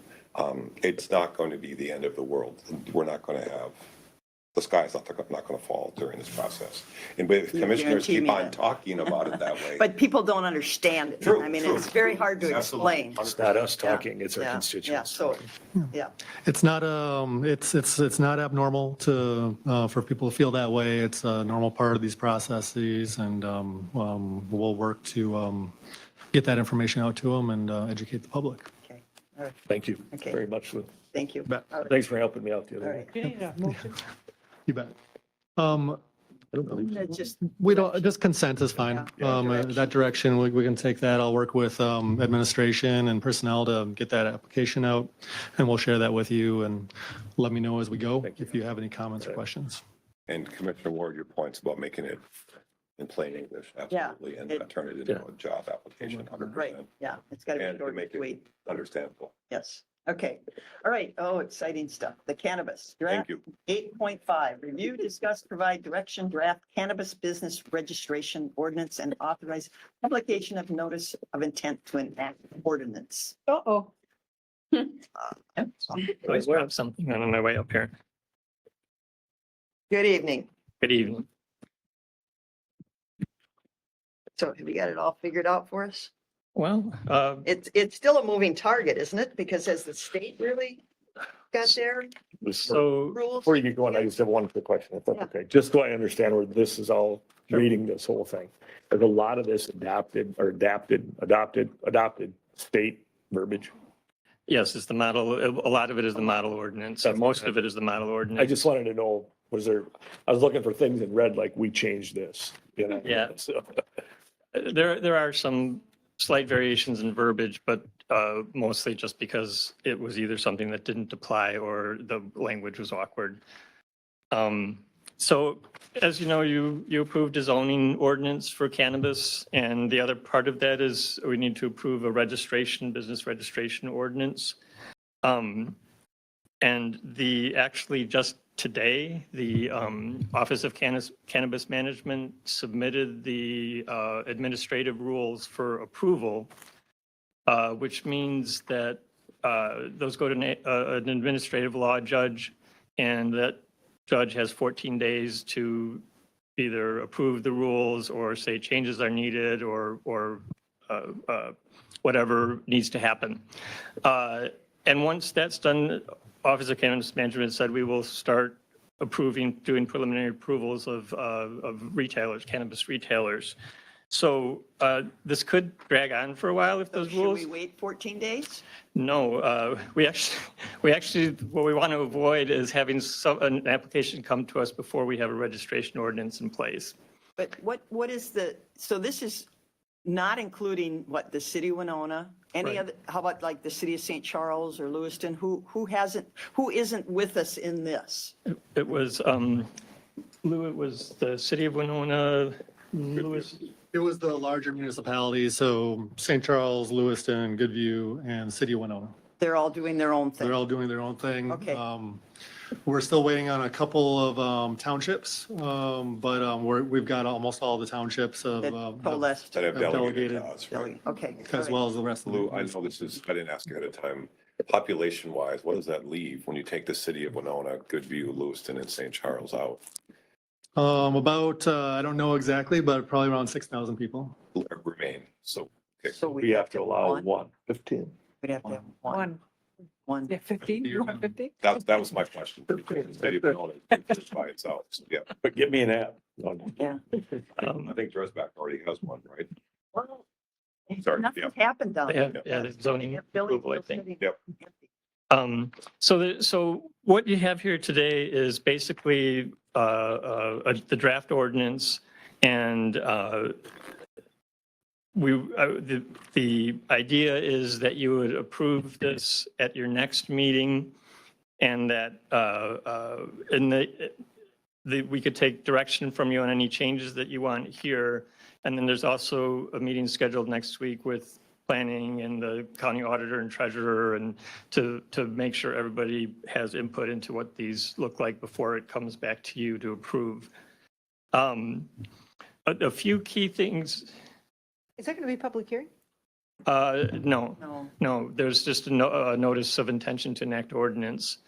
And in order to have that in time for you to vote on for your next meeting, it needs to be published by the end of this week. But we don't have to publish the draft ordinance, just the description of it until it's approved. And the planning commission will consider it? It doesn't go to the planning commission because it's not a zoning ordinance. Okay. Um, And I'm sorry, but what little I know, what happens if an Indian tribe could come in here and do something, and that's a whole different set of rules? I believe that would only apply if we had a tribe within the county. Within the location? Yeah. Okay. I thought they could go anywhere. think that has to be on their lands, right? It was initially, but then they loosened and changed some of the rules. And they said they were coming into other communities and setting up shops. So I Yeah, don't know. the only thing I went through the administrative rules today as best I could. It's like 130 pages. The only thing, the only thing I saw about tribal mention that was that those don't count towards the number of Maybe that's that what you it is. have Okay. if they're within your county. And so basically, the ways this process will work is someone will be pre-approved by the state Office of Cannabis Management. And if they want to propose to open a establishment here, the state will then notify us and ask for us to certify that they have zoning approval. And so we pass the zoning ordinance, that they're going to need a conditional use permit. And as it is now, if we don't respond in 30 days, the state can just go ahead and approve them. We don't really have the ability to issue a conditional use permit within 30 days. So I was hoping to also see that addressed in the rules, but I did not. But I would expect they have to understand that with public hearing requirements and that sort of thing, it just can't happen in 30 days. A few key decisions that probably you would want to consider is, do you want to regulate low potency edibles? This is sold at, quick markets and bars, and these are don't have THC, but they just are not regulated the same way that adult use cannabis is. Are we talking about like hemp? Well, edibles, gummies or things like that. Not the liquid. THC gummies? I mean, like from marijuana? It can be any form. It's just a low. Yeah, potency. a low. I mean, it can be drink beverages and it can be gummies. What, it well, can what's be- considered low potency? Well, I do not know that off the top of my head, but there is a definition for it. Yeah, but so the state is requiring all those who are selling low potency edibles to get licensed. So the state is going to regulate them to begin with, and then the question is whether the county also wants to have a layer of, time, place, manner restrictions. Okay. So that's one issue. The next issue is, of course, establishing whether you want to limit the number of registrations that are going to be issued or that will be available to be issued. We are not required to go out and seek registrations if we don't fill our minimum, but that they do require at least one for every 12,500 residents. What we've discussed as far as the initial applications is to have an application period of maybe 2 to 4 weeks, which people, if there's more applications than there are registrations available, then there would just be a preliminary approval process, and then those applications would sort of go into a lottery public drawing event where the order of priority would be selected in terms of who would get a registration. Fees are another issue. There are limits that most of the fees could be a maximum of, I think it's $500 or half whatever the state fee is, whichever is lower. So that would have to be established in the fee schedule, and the big question would be whether you want to maximize that fee or do something lower. So here's an oxymoron on it. The initial fee not exceed 500, but the renewal can be not exceed 1,000. It seems like it should be the other way around. Yeah. That's in the law? Well, that's what I would say is probably they're paying state fees in the initial application that they're not paying. The state's making more money than we are, and Yeah, they have all responsibility and Right, and then. Governor Walz. Yeah, and we have to do, our sheriff has to do compliance checks and we have to have zoning, making sure everything is in compliance there as well. And then finally, it addresses temporary events, which is again, another one that you could choose to regulate or not to regulate. The way it's written here is that those would go to the board for approval. So they would apply through the treasurer auditor, and once they were verified that application was acceptable, it would come before the board for final approval. And I think that's how temporary liquor licenses are done, or temporary events. And part of that is community awareness. And Commissioner Elsing. So there's two things we're focused on here. One is, do we adopt this resolution in the interim? We have 14 days, make sure nothing happens in between, and we're okay with this verbiage. And the second thing is, do we want to regulate low potency? Is that the two main things here? So I'm not asking you to adopt this today, but I'm asking you to authorize the publication of the intent to adopt a cannabis regulation ordinance, business ordinance. And then whatever feedback you have on this, you will get a chance then to respond to, or whatever the final version is at the next meeting. That's when you would vote, and you'd make those final decisions. So to follow up with my question, the intent is we need to know whether we want to regulate low dosage to be part of this document. Is that, I'm trying to figure out. Yeah. So, okay. So yeah, the four things I have on my list are low potency edibles, whether you want a limit based on population, whether you want to maximize the fees that you're allowed to collect, and whether you want to have address temporary cannabis events. That's three. What's the fourth? Low potency edibles, limitation and registrations, fees, and temp events. Okay, the two are together. Okay, gotcha. Madam Chair? Yes, Commissioner Meyer. Okay, so with respect to all of those things, the four things, none of them are relevant inside of a municipality that has chosen to do its own regulation. They really only all apply outside of those areas, so in the rural parts of the county. Okay. And so if there are low potency, existing low places that sell liquor, or that, let's say, there's a lot of liquor stores that sell the drinks as well. So that is what you're talking about. Do we want to, they're getting licensed through the state, do we want to also have them Right. get a county license? Right. Already allowed. Yeah, right, see, that's But true. they're going to be required to have a license. Okay, they don't have the license currently. Currently, no. Okay. Okay, so the second thing is, with respect to limiting, all right, I thought I had this, but then I confused myself. So 264, limiting registrations. If within the legal boundaries of the county, there is one active retail business per 12,500, including registrations issued by the city, county, cities, or townships, the county shall not register additional cannabis retail businesses. So let's say the city of Winona doesn't have any limits and they get 5, and they have 5. Then no, if we limit it to the 12.5, then no one else can put a rural shop. And yeah, in the That's right. area that the county is issuing registrations for. Because the ones from the cities that are regulating count towards the That's not 5. fair.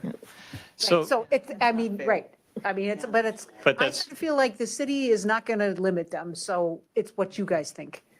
Because St. Charles and Lewiston, blah, blah, they, right? It's kind of up to you guys if you want to limit it, but understand that you could have none.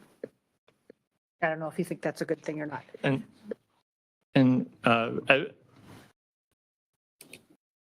Well, I was just gonna jump in. You got some My clarity? take on that is if we subtract the municipalities and our population is like 1 to 10,000, we still have to allow 1.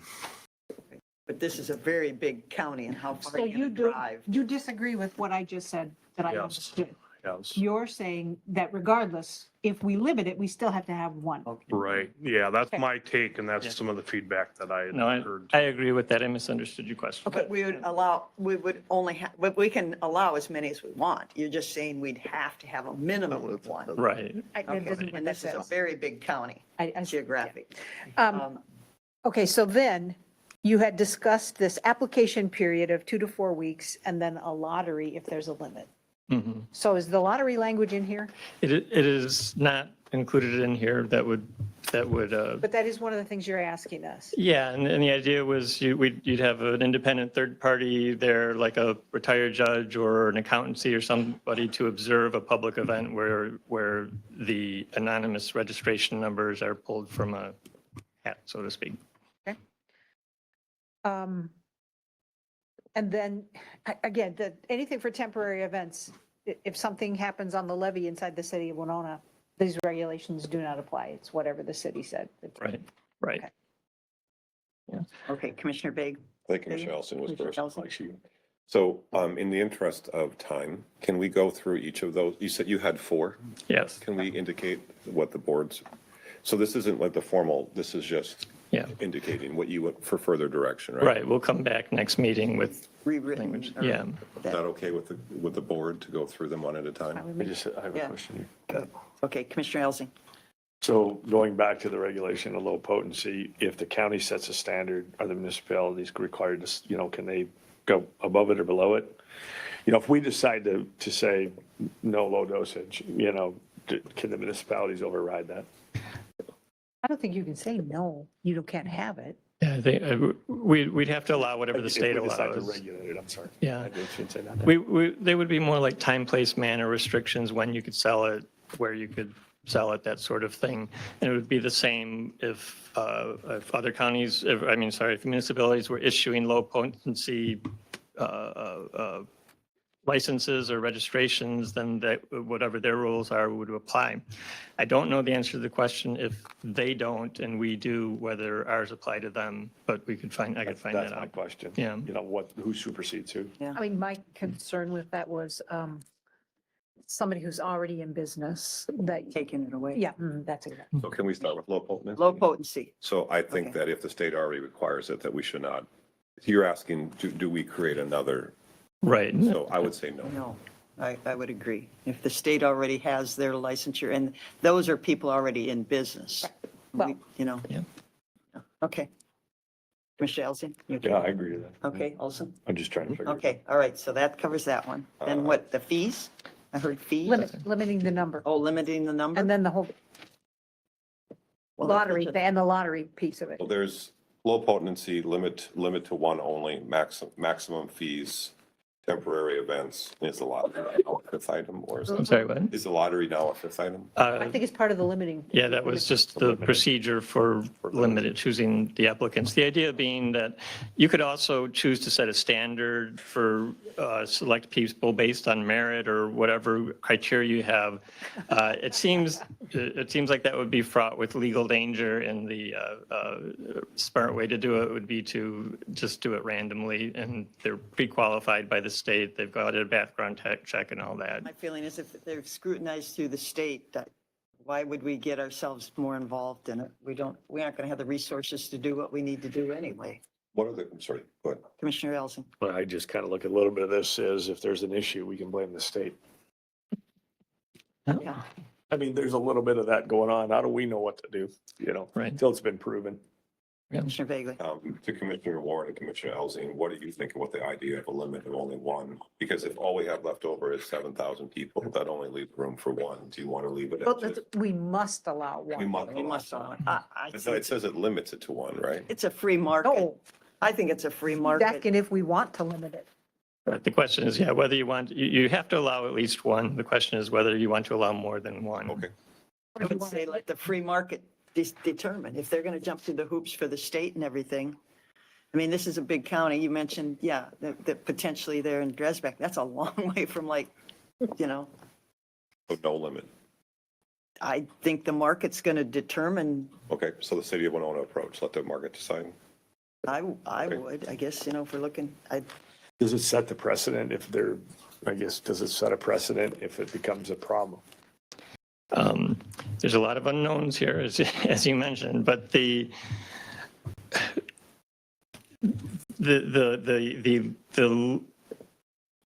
least risky way to do it is either to leave it open to unlimited or to limit it to 1 per 12,500, because somewhere in between there, you have to make a decision of how to cut off who gets a registration, who doesn't, and that's where the conflict would come in. and can we change our mind at some point? Yes. We're going to change the ordinance. Yeah, and Becoming a, then I should say, we might be back very quickly amending this ordinance because we don't know what to expect. And would that be a 3-2 vote, Attorney Sonneman? Yes. Working on that memo. All right, I mean, seriously, would it be just a 3-2, simple ordinance change? I'm asking, I don't know. No, it's a fair question. Say- I know I would it's a say fair no. question, but Okay, I would all say right. no. but It's a policy decision. So we require 4. I would think that if you did change your well, if the mind, state mandates it, then well, then you would have the that's a question of problem. who do you employ? Who do you put out of business? Well, think I that would make would it never hard. put anybody out of business, but you could stop anything new, like Yeah. commercial dog breeding. There's no more allowed. I mean, So how do you want to start it? I let the market dictate. If somebody Okay really with wants to get into it, I guess, and they pass all the state hoops and everything What do the rest of you think? at this point. in time. I'm deferring to the rural commissioners. Roadside stands. Well, they're coming from Wisconsin and Iowa. What's Lou got? I just wanted to mention that besides the registration ordinance, we're already limiting where they can put these. So there aren't that many locations where they can have retail businesses anyways. Yeah. So there's, we limiting it in the zoning ordinance, and then we're looking at the registration ordinance too, where we could also limit it. So So no roadside stand. You can't have a taco truck with a back door, with a back door? Temporary vendors. You just call it a temporary event. Commissioner Elson. So then they really would be limited to physical establishments. Is that correct? Yep. And not, but that could be at a rural residence. It could be. it can't be at a residence. Can't be at a residence. Yeah. Okay. Oh, and it was only in certain zones, correct? Yeah, as a Yeah, so conditional we- use. Yeah, so we have limited it. So one more question. So let's just say hypothetically, we put a limit of 10, just to have a cap in case this thing goes, I have no idea what's going to come. No clue. How does that play into this 12,500 rule? I mean, it obviously would supersede that. There's no reason not to do that. Right. Is that correct?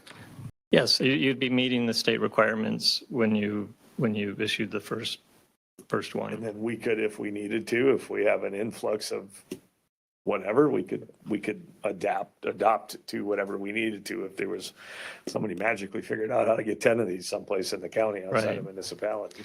Yeah, And I and- could see, like Alba and different locations that might want to open them up. Yeah. So. Commissioner Yeah.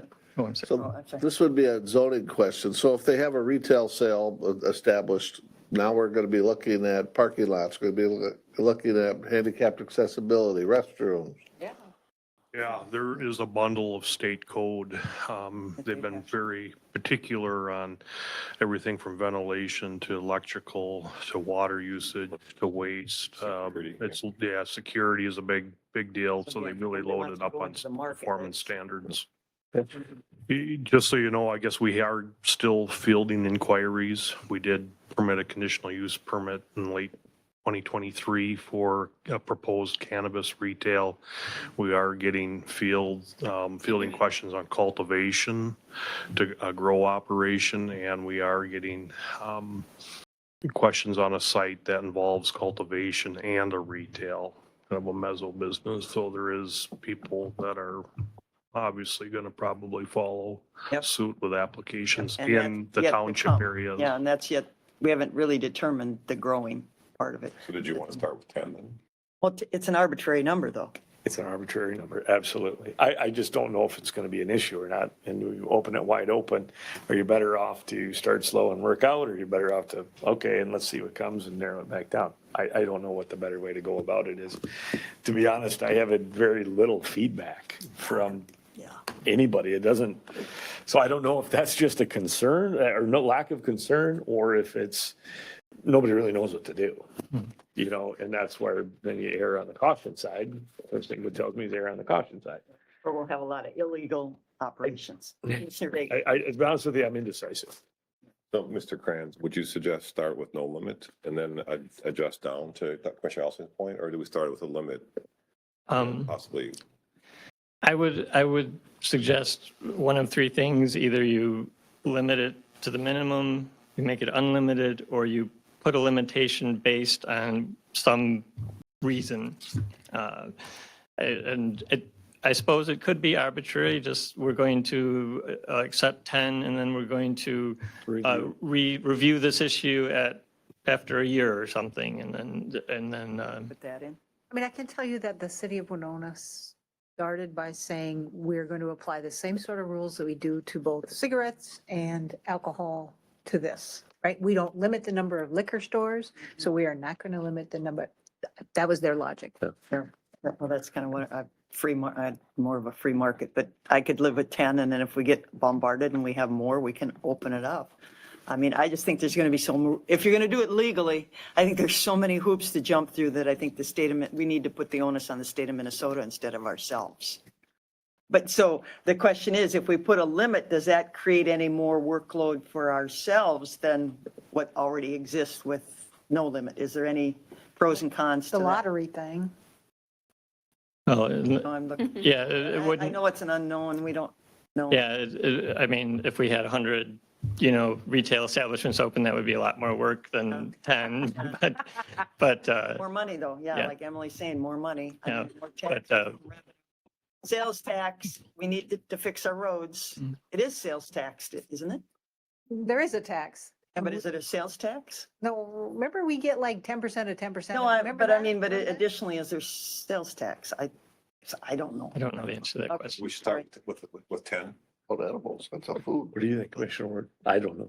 Like I said, I'm truly indecisive yeah. because I have very little feedback. That would be. I'm in a free market. If they want to do it and they're going to jump. I'm okay with that, and I guess if we need to regulate it later, if it gets out of hand, we can can, change it. So I staff. don't want to use the word regulate, but if we need to step in and say, okay, this Recommends 5. But not Mr. Trevor. He was smart enough not to It's recommend totally anything. arbitrary. Wait, you're in the audience. There's no rational basis for By that. midnight, we should have 5. It starts. It's up to you. Just let the market determine? Or are you comfortable with 10? I quite honestly don't think we're gonna see an influx of it anyway. Not out in the rural landscape. No. I think they'll. I think we let it ride for now and we'll revisit it if we need to. Okay, so If we get to 5, that'll be the trigger, then we'll review about. Yeah. Well, that actually could be a way of doing it. You could say we're gonna allow the first 5 and then we're going to assess. Yeah. I'm gonna make a motion that we limit it to 5, and we'll review at that point. How about that? That sounds like, We're gonna limit to 5. I can go with that, but the flexibility to change our minds. Yep. Okay. Are we all in favor of that? Okay, Fine. fair enough. How about maximize fees? Yes. Yeah, maximize Maximize fees. fees, yeah, whatever we can. Temporary events. So the requirement isn't so much money as it is just notification. Right, so whatever, basically checking the credentials of the person holding the event, that they're approved by the state, and that whatever requirements the county wants to have in regards to what, like fenced areas, like a beer garden type of thing, or any of that type, place and manner type of things. If you Like Lou and Eric, when the longboarders had that one-day event, they had to go through all that too, right? The longboarders had the downhill. They call that. Yeah, The- slalom. Skateboarding. Skateboard. Yeah. Yeah, at a certain point, and Ross might be able to jump in too, we get into that mass gathering when it's a certain number of people that are gonna congregate at a site. You have to have basic sanitation and bathroom and security and first aid and stations like that. If you don't sell it, you don't have to have any of that, right? Um, If it's just free, like I'm thinking Yeah. wedding venues and stuff like that. If you don't sell it, Nap mats. Right, there's a lot unknown, like you said. you just ask for a contribution. So the question is to require it at temporary events. Right, to require registration for temporary events. And actually, the statute says that you can't give away free samples at a temporary event. So, Can't Yeah. as much as you, it's limited to 1 or 2, you can have as much as you want. What do you think? So it'd be a licensure, very similar to what we have for mass gatherings. I'm looking at Eric. Would it be similar to what we're doing for mass gatherings now? It just would be another, Yeah, I think we have to.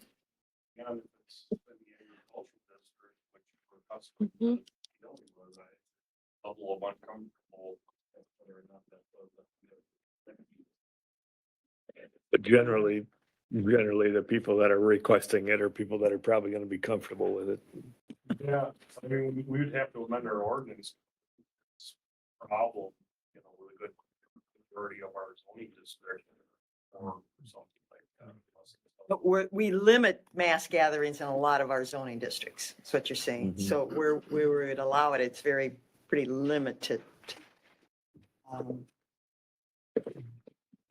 I mean, I don't want to create more work for staff for, you know, a 2-day event. I mean, again, but on these limited events, what's the state standard for if you're just doing a event? What's the state say you have to have? Do they still have to have a licensure from the state? They have to be, the person hosting the event has to have approval from the state to be able to host an event. I would say at this time, let the state. Is staff okay with that? Good. I mean. There it is. You could, if you wanted to just do a minimum that they have to just show their credential that they have approval from the state to do it and have the information about the event so the county could be prepared the resources if they're needed. And remember, this is just to determine whether we register those events. They have to come in for a registration. Similar to like when Wilson has their annual get together, they come in and get a liquor license. So it'd be very similar to that type of a process.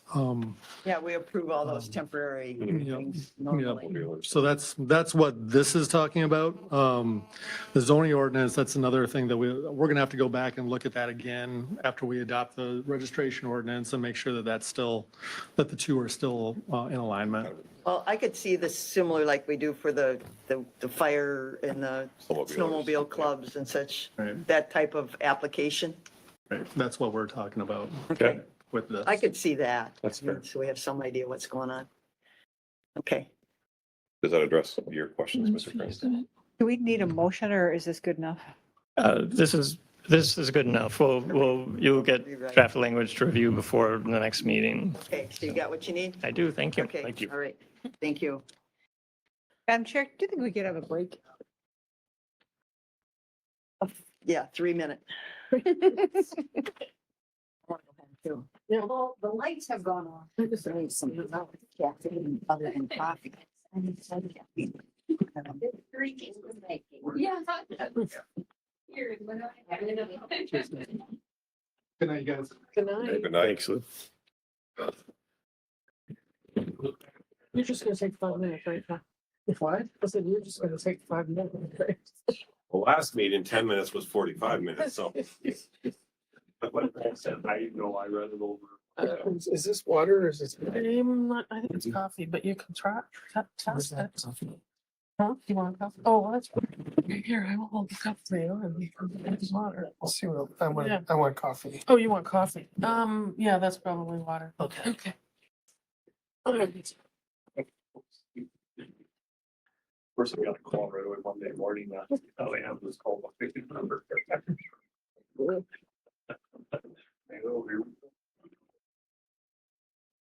Oh, man.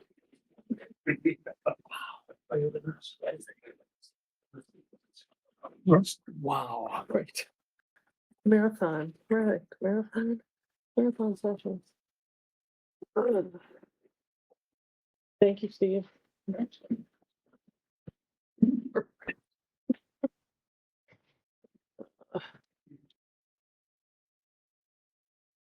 That's all. That's the flask. Flask of water. What's your flask of water? Flask of water. Is it? Really? Oh, jeez. It fits in there. Sure. It fits in everything. Yeah. It's squared up. Mm.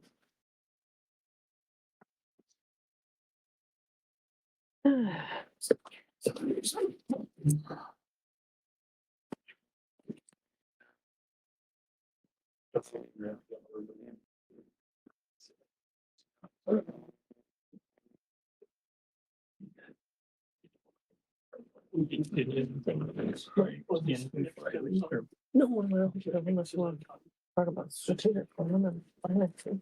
So, and I'll be working at home tomorrow still, but then I'll be in on Thursday. But then I'll be gone on Friday. I'm in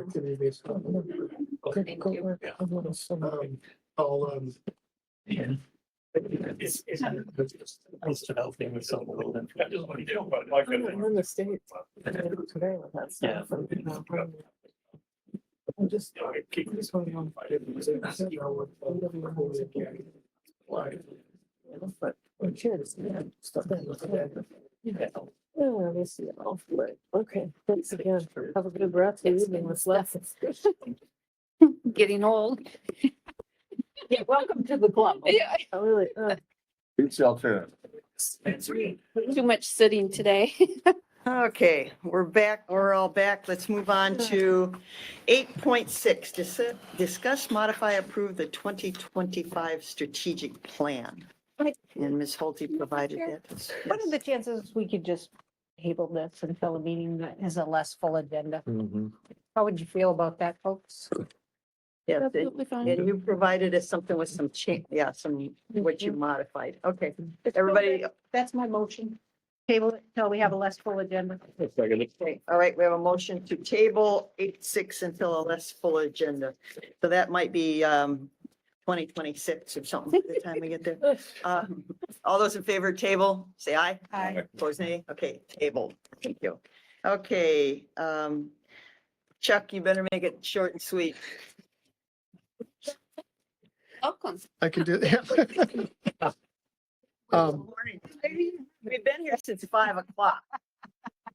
And it's 5 o'clock somewhere and it's not Winona County boardroom. So this one's on activity-based budgeting, and you, back when we were in the midst of getting the 2025 budget done, we talked about this as a concept, and really what it is, to think about it real simply, is just to take the county's budget, the $81 million, which really just consists of line items when you think of personnel, contractual services,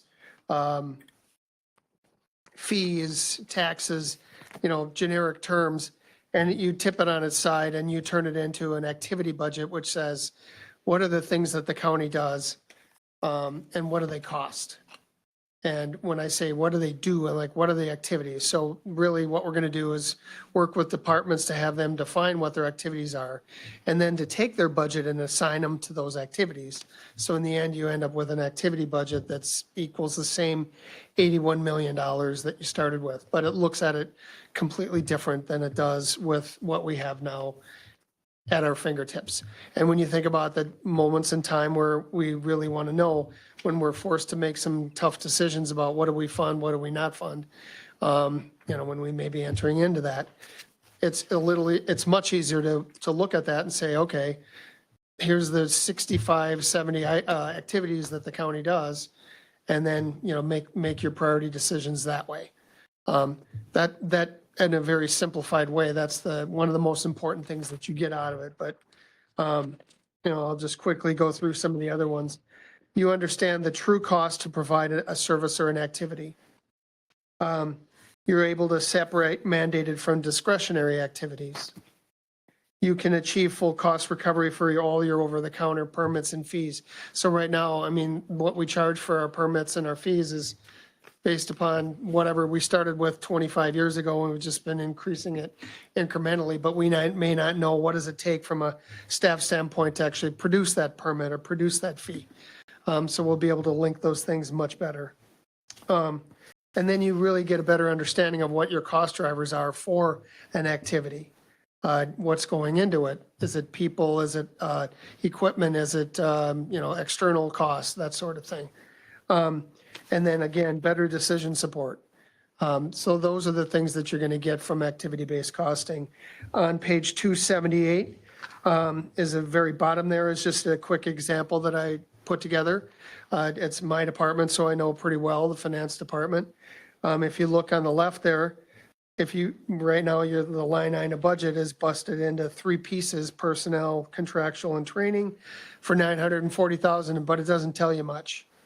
But if, at the end of this, if you move to the right, the activity costs, here's the 7 or 8 things that my department does, and I just guessed at the numbers, educated guesses, of course.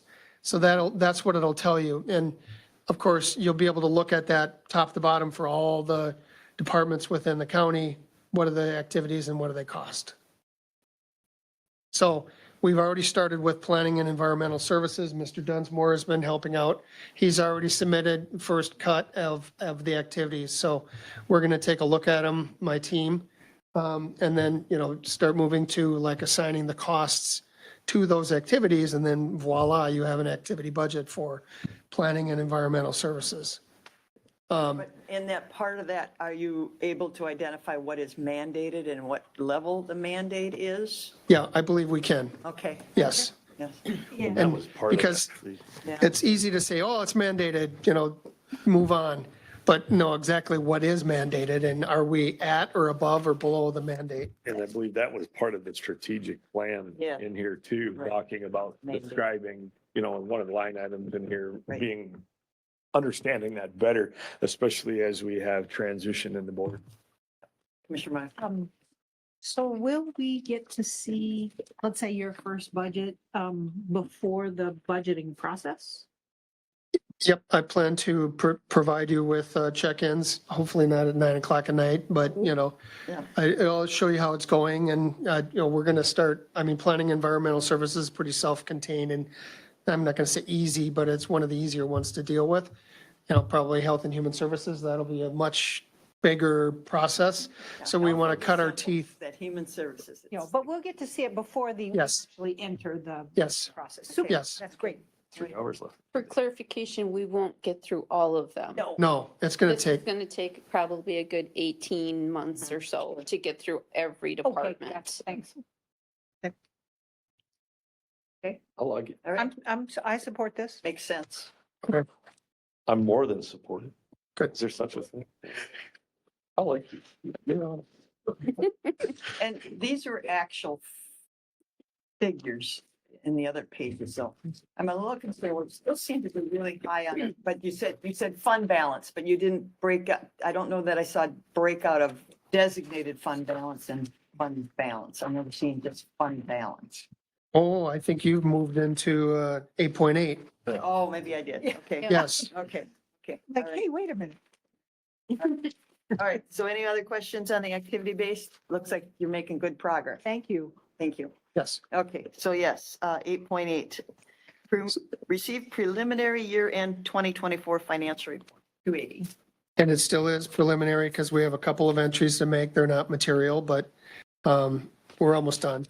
But as of right now, it is preliminary. And I will, I've got a summary here written up so I can move through it pretty fast. This information is presented, and I think you've seen the January report, you've seen the February report, and the 2024 report is similar in the summaries that I'm giving you and that sort of thing. So hopefully at some point, you'll get used to seeing it that way. And really what it is designed to give you kind of two things here. The financial health of the county. And I said the best way to look at that is obviously your cash balance and your fund balance. That tells you the financial health of the county. But then the next thing is really the department level budget versus actual results, which really gets to, the accuracy of the budgeting. But not only that, but, are we, do we have trends or swings that, are alarming that need to be addressed? So those are the things that should pop out as you scan the reports that I put together. And then, of course, at the very end is the big 140-page one that comes out of our financial system, which gets down to the line level. Revenues and expenses, I'll start with revenues first. I'm kind of isolating the budgeted lines, so not the unbudgeted lines, and a lot of that is interdepartmental transfers where we're just moving money from one fund to another, and you show a revenue, you show expense, but really nothing happens. So pulling that out. On the revenue side, we realized 97.4% of the budget at 66.2 million. And the biggest variance from that is in road and bridge funds, where you would probably expect to see that because a lot of that's based upon the timing of the projects and when they're done, started and completed, and then reimbursed by the state and that sort of thing. So a lot of it, if it didn't get realized in 2024. It's probably going to get realized in 2025. But is that a, I don't want to use a maybe arbitrary number because we just assumed the year before we had some roll into this year, or was this an abnormality where we just had $1 million roughly that didn't happen? I would See where I'm say, going to that, where there's a continuance rollover, you know? yes, and I would say, I don't know as much about those funds as I need to, and of course, my knowledge will continue to grow, but I would say that that's a normal process. Like, so in 2024, I would say it was a little bit of a low spot, but if you look at the 25 budget, you'll see that it's much higher. So Dave's going to spend the fund balance that he built up in 24. See that rolling ball I'm talking about? Yes. Where you can't really count it because you probably had a certain portion come into this year from the year before. Yes. You know, And then there's timing things too, because you do the work in one year, but you don't get reimbursed till the next. so that's what I'm alluding to is, are we seeing things come into 24 from 23 and now we're, we can't count them We twice. do. Yeah. On the expense side, there's, a lot more variability there, I would say. But again, excluding the unbudgeted items, 99% of the budget was spent, or 67.1 million. The capital projects fund underspent by 400,000. Now you'll see an action probably next cycle to roll some of that stuff into 25 for the projects that need to wrap up or are still planned to be done. Health and Human Services overspent their budget by 600,000, primarily because of complex out-of-home placement cases involving children. I don't want to go too deep into this because of the PHI aspect of all of it, but when you do an assessment and the assessment tells you you've got to take this child and put them into, say, a state-run facility, that it gets very, very, very expensive, like $20,000 a month. And you really don't have a lot of control over it. You just need to do it. And in 2024, there was a lot of these sorts of things. So is the Caledonia facility, Houston County, helping us out with that? Because you said, that it was the, No, what's the term, complexity. It's not, because that is not a facility for individuals with that high level need for Okay. care. That's more of a holding facility. Okay, and I don't know what their population is or anything. 8. 8 kids? Mhm. Or is that what they can hold, or that's what they No, well, currently? I think that's what they currently. Okay. And, we had a lot of those cases in 2024, and there's no way to predict how and when they're going to happen or how long they're going to last. I think quite a few of them were resolved in 2024. There was one particular one that was incredibly, cost a lot of money, but you have to do those things. So it overshadowed a lot of the good work that was done, because all these costs end up in 2 or 3 different programs within Health and Human Services and lines.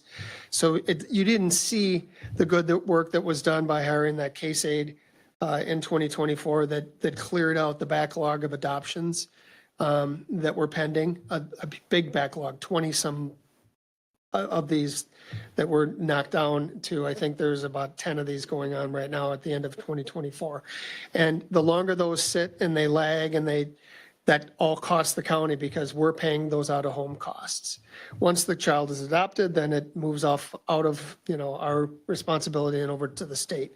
So, but that was overshadowed by all of these other services that we had to provide in 2024. Net result, they overspent by $600,000, Health and Human Services did, but it was But did we largely in learn- that area. Did we learn how to make efficiency within that system, Yes, adoption? yes. Such, was it part of our problem, I know there's multiple factors in adoption and different agencies and everything, but did we learn that we're doing the best that we can to move it along?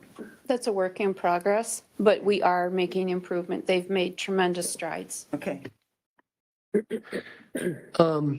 So that pretty much, and I just want to say that the 01 fund, or what we call here the revenue fund, underspent it by $1.3 million, and that was mainly due to salary and fringe savings from unfilled positions throughout the year. Fund balance decreased by 900,000 to 29.1 million. However, the unrestricted fund balance policy of 17.8 million out of that 29.1 is well within the county's policy. The Health and Human Services Fund, because of what I just covered, their fund balance currently is negative, and which we will have to fix. And I will be bringing a board action probably next cycle to fix that. It's something we do every year. Any fund that ends up upside down gets covered by the 01 fund. So that pretty much covers what I was planning to present to you, and then you do have a couple dozen, or not a couple dozen, but about another 10 or so pages and of various summaries to look at, revenues and expenses. All right, any questions? You're probably lucky you're this late at night. Yeah, that's right. We won't grill you. Very few questions. All right, No, it's good. Thank you. okay, thank Thank you. you. I think we're making great progress. Appreciate Thank it. you. Okay, committee communication, we're down to committee communications. Commissioner Bagley. Two things. I just want to add to the many comments that were made. Express my condolences to the fire chief from Goodview, Jason Gruitt. Sat next to him at many Goodview City Council meetings, had all three of his kids as students. So my heart goes out to his entire family and all three of his kids. And they've been in the paper, Christian, Carissa, and Carly. So, and I also want to mention, yesterday, Commissioner Elson and I attended the first Veterans Advisory Committee meeting.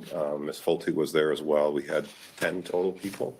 Meeting went well. I appreciate everyone's time. And we set the next meeting for September, I believe, et cetera. So just 2 meetings per year. So there were 10 of us there. And it's interesting, before the meeting started, I was talking with Mr. Marcelik, and one thing that was, I'm going to connect Fire Chief Gruitt, and one thing that this person said was he had worked on a project 1 year to raise money for, it was called the 22 Project, that every day in America, roughly 22 veterans commit suicide. That's a number that I had heard before, but I hadn't heard it in a while. That to me is a jarring number. Every day on average, 22 veterans commit suicide. I do know that more veterans have passed as a result of suicide than were killed during the war in Afghanistan. So that's it. Thank you. All right, Commissioner Elzing. Kind of a combination, Commissioner Bagley touched a little bit on what I want to talk about with Veterans Board. It was interesting to sit on that, so learning some facts about Winona County, that, roughly 5% of our population are veterans, and statistically, that is a little bit on the lower side. But the concerns I kept, bringing up is what percentage of people aren't aware of some of these services out there, in our county. And I also alluded to the suicide aspect as, some of the things going on with that. So I'm glad you brought up the fire chief. I won't reiterate, but I have the exact same feelings. Next one was National Ag Day was last week, so it was good to be able to let our people that provide us food. What an amazing thing for that. We can eat so freely in this country compared to other countries that are starving. The last thing was the season is ramping up. We're going to start to see agriculture really taking off here. We're coming into, we should have a lot more moisture than what we do. So I have a fear that people are going to be jumping the gun and getting in fields early. We're already getting requests. Our crews down in Missouri are going pretty nuts. I'll be down there. I'll take off tomorrow night, actually, after the meeting, and drive down and get down there at 1 o'clock in the morning, I suppose. But heading down there to see a bunch of farms, and they're going strong, and that's just going to progress up this way. So just reminding everybody to be safe. You can see a lot of tractors and planters and diggers on the road here coming up. So just be mindful and pay attention to the people that get out there and allow us to eat every day. Commissioner Meyer. I have a request. Actually, I'm going to make 2 requests for board action. The first relates to our initial conversation tonight, that we consider what is happening at the federal level with cuts to grants, and ask staff to give us some advice in terms of recommendations, how to be prepared, what we might expect, and some points as far as lobbying. I would be looking for a second. I'll second that. The second one is that we have like 20 letters asking us to commit our state affordable housing funds to the warming center. I think what would be more prudent would be to start by saying, could our staff give us some potential ideas for how we might make that available to the community to help us meet some of our goals? I second that. So, A word of caution on that, a lot of that was one-time money and it's Yes. greatly reduced the second Yep. year, so you have to be careful. absolutely. It's a- Yep, and I'm only talking about this year's 2025 somehow. 57,000 or whatever the heck it is. Yeah, the 2025. Just lastly, we had a little snowstorm last week and the Nodine Hill on I-90 made national news. Really? It was terrible. We had, I don't know how many semis off and cars off, and really a shout out to our first responders, our volunteer first responders that worked. I don't think there was any loss of a lot of property damage, but I don't think there was any accidents or anything.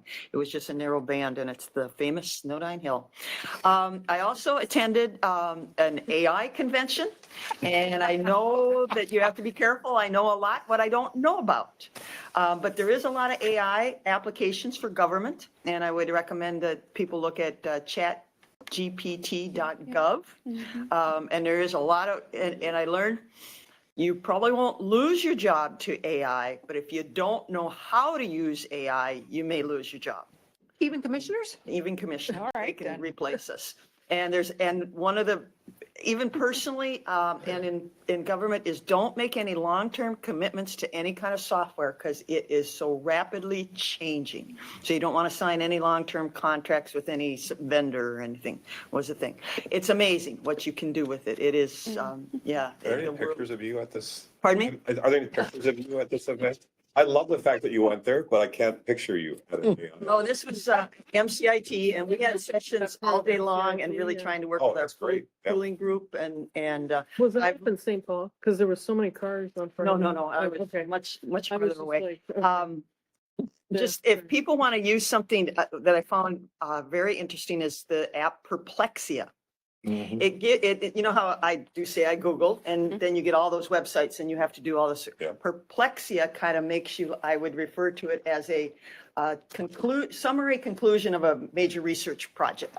And you can get very specific. We've had examples of even putting state statutes for writing policy or writing procedures or things, even putting state statutes in it that you want your article to reflect these two particular state statutes and such. Now, a real whippersnapper from Canada, he said, very young person, he said, somebody in the audience asked, didn't Perplexia get sued by some newspaper? He says, yeah, I'm not a lawyer, but he says, just use it.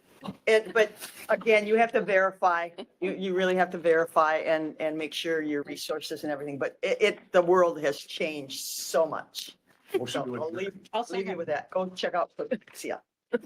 It's fun. It's just fun. You ask it a question and bang. We already use it. But it's right there, versus Google, you start looking at all these articles. Google has AI. Yeah, everybody has AI in it. Yeah. But this is one that team recommended. I accepted your motion. You're good. Okay. All right. Oh, all in favor, say aye. Aye. Aye. Sure. Thanks, Marcia. You're welcome. Thank you. I love the fact that you went. That's fantastic. Yeah, there's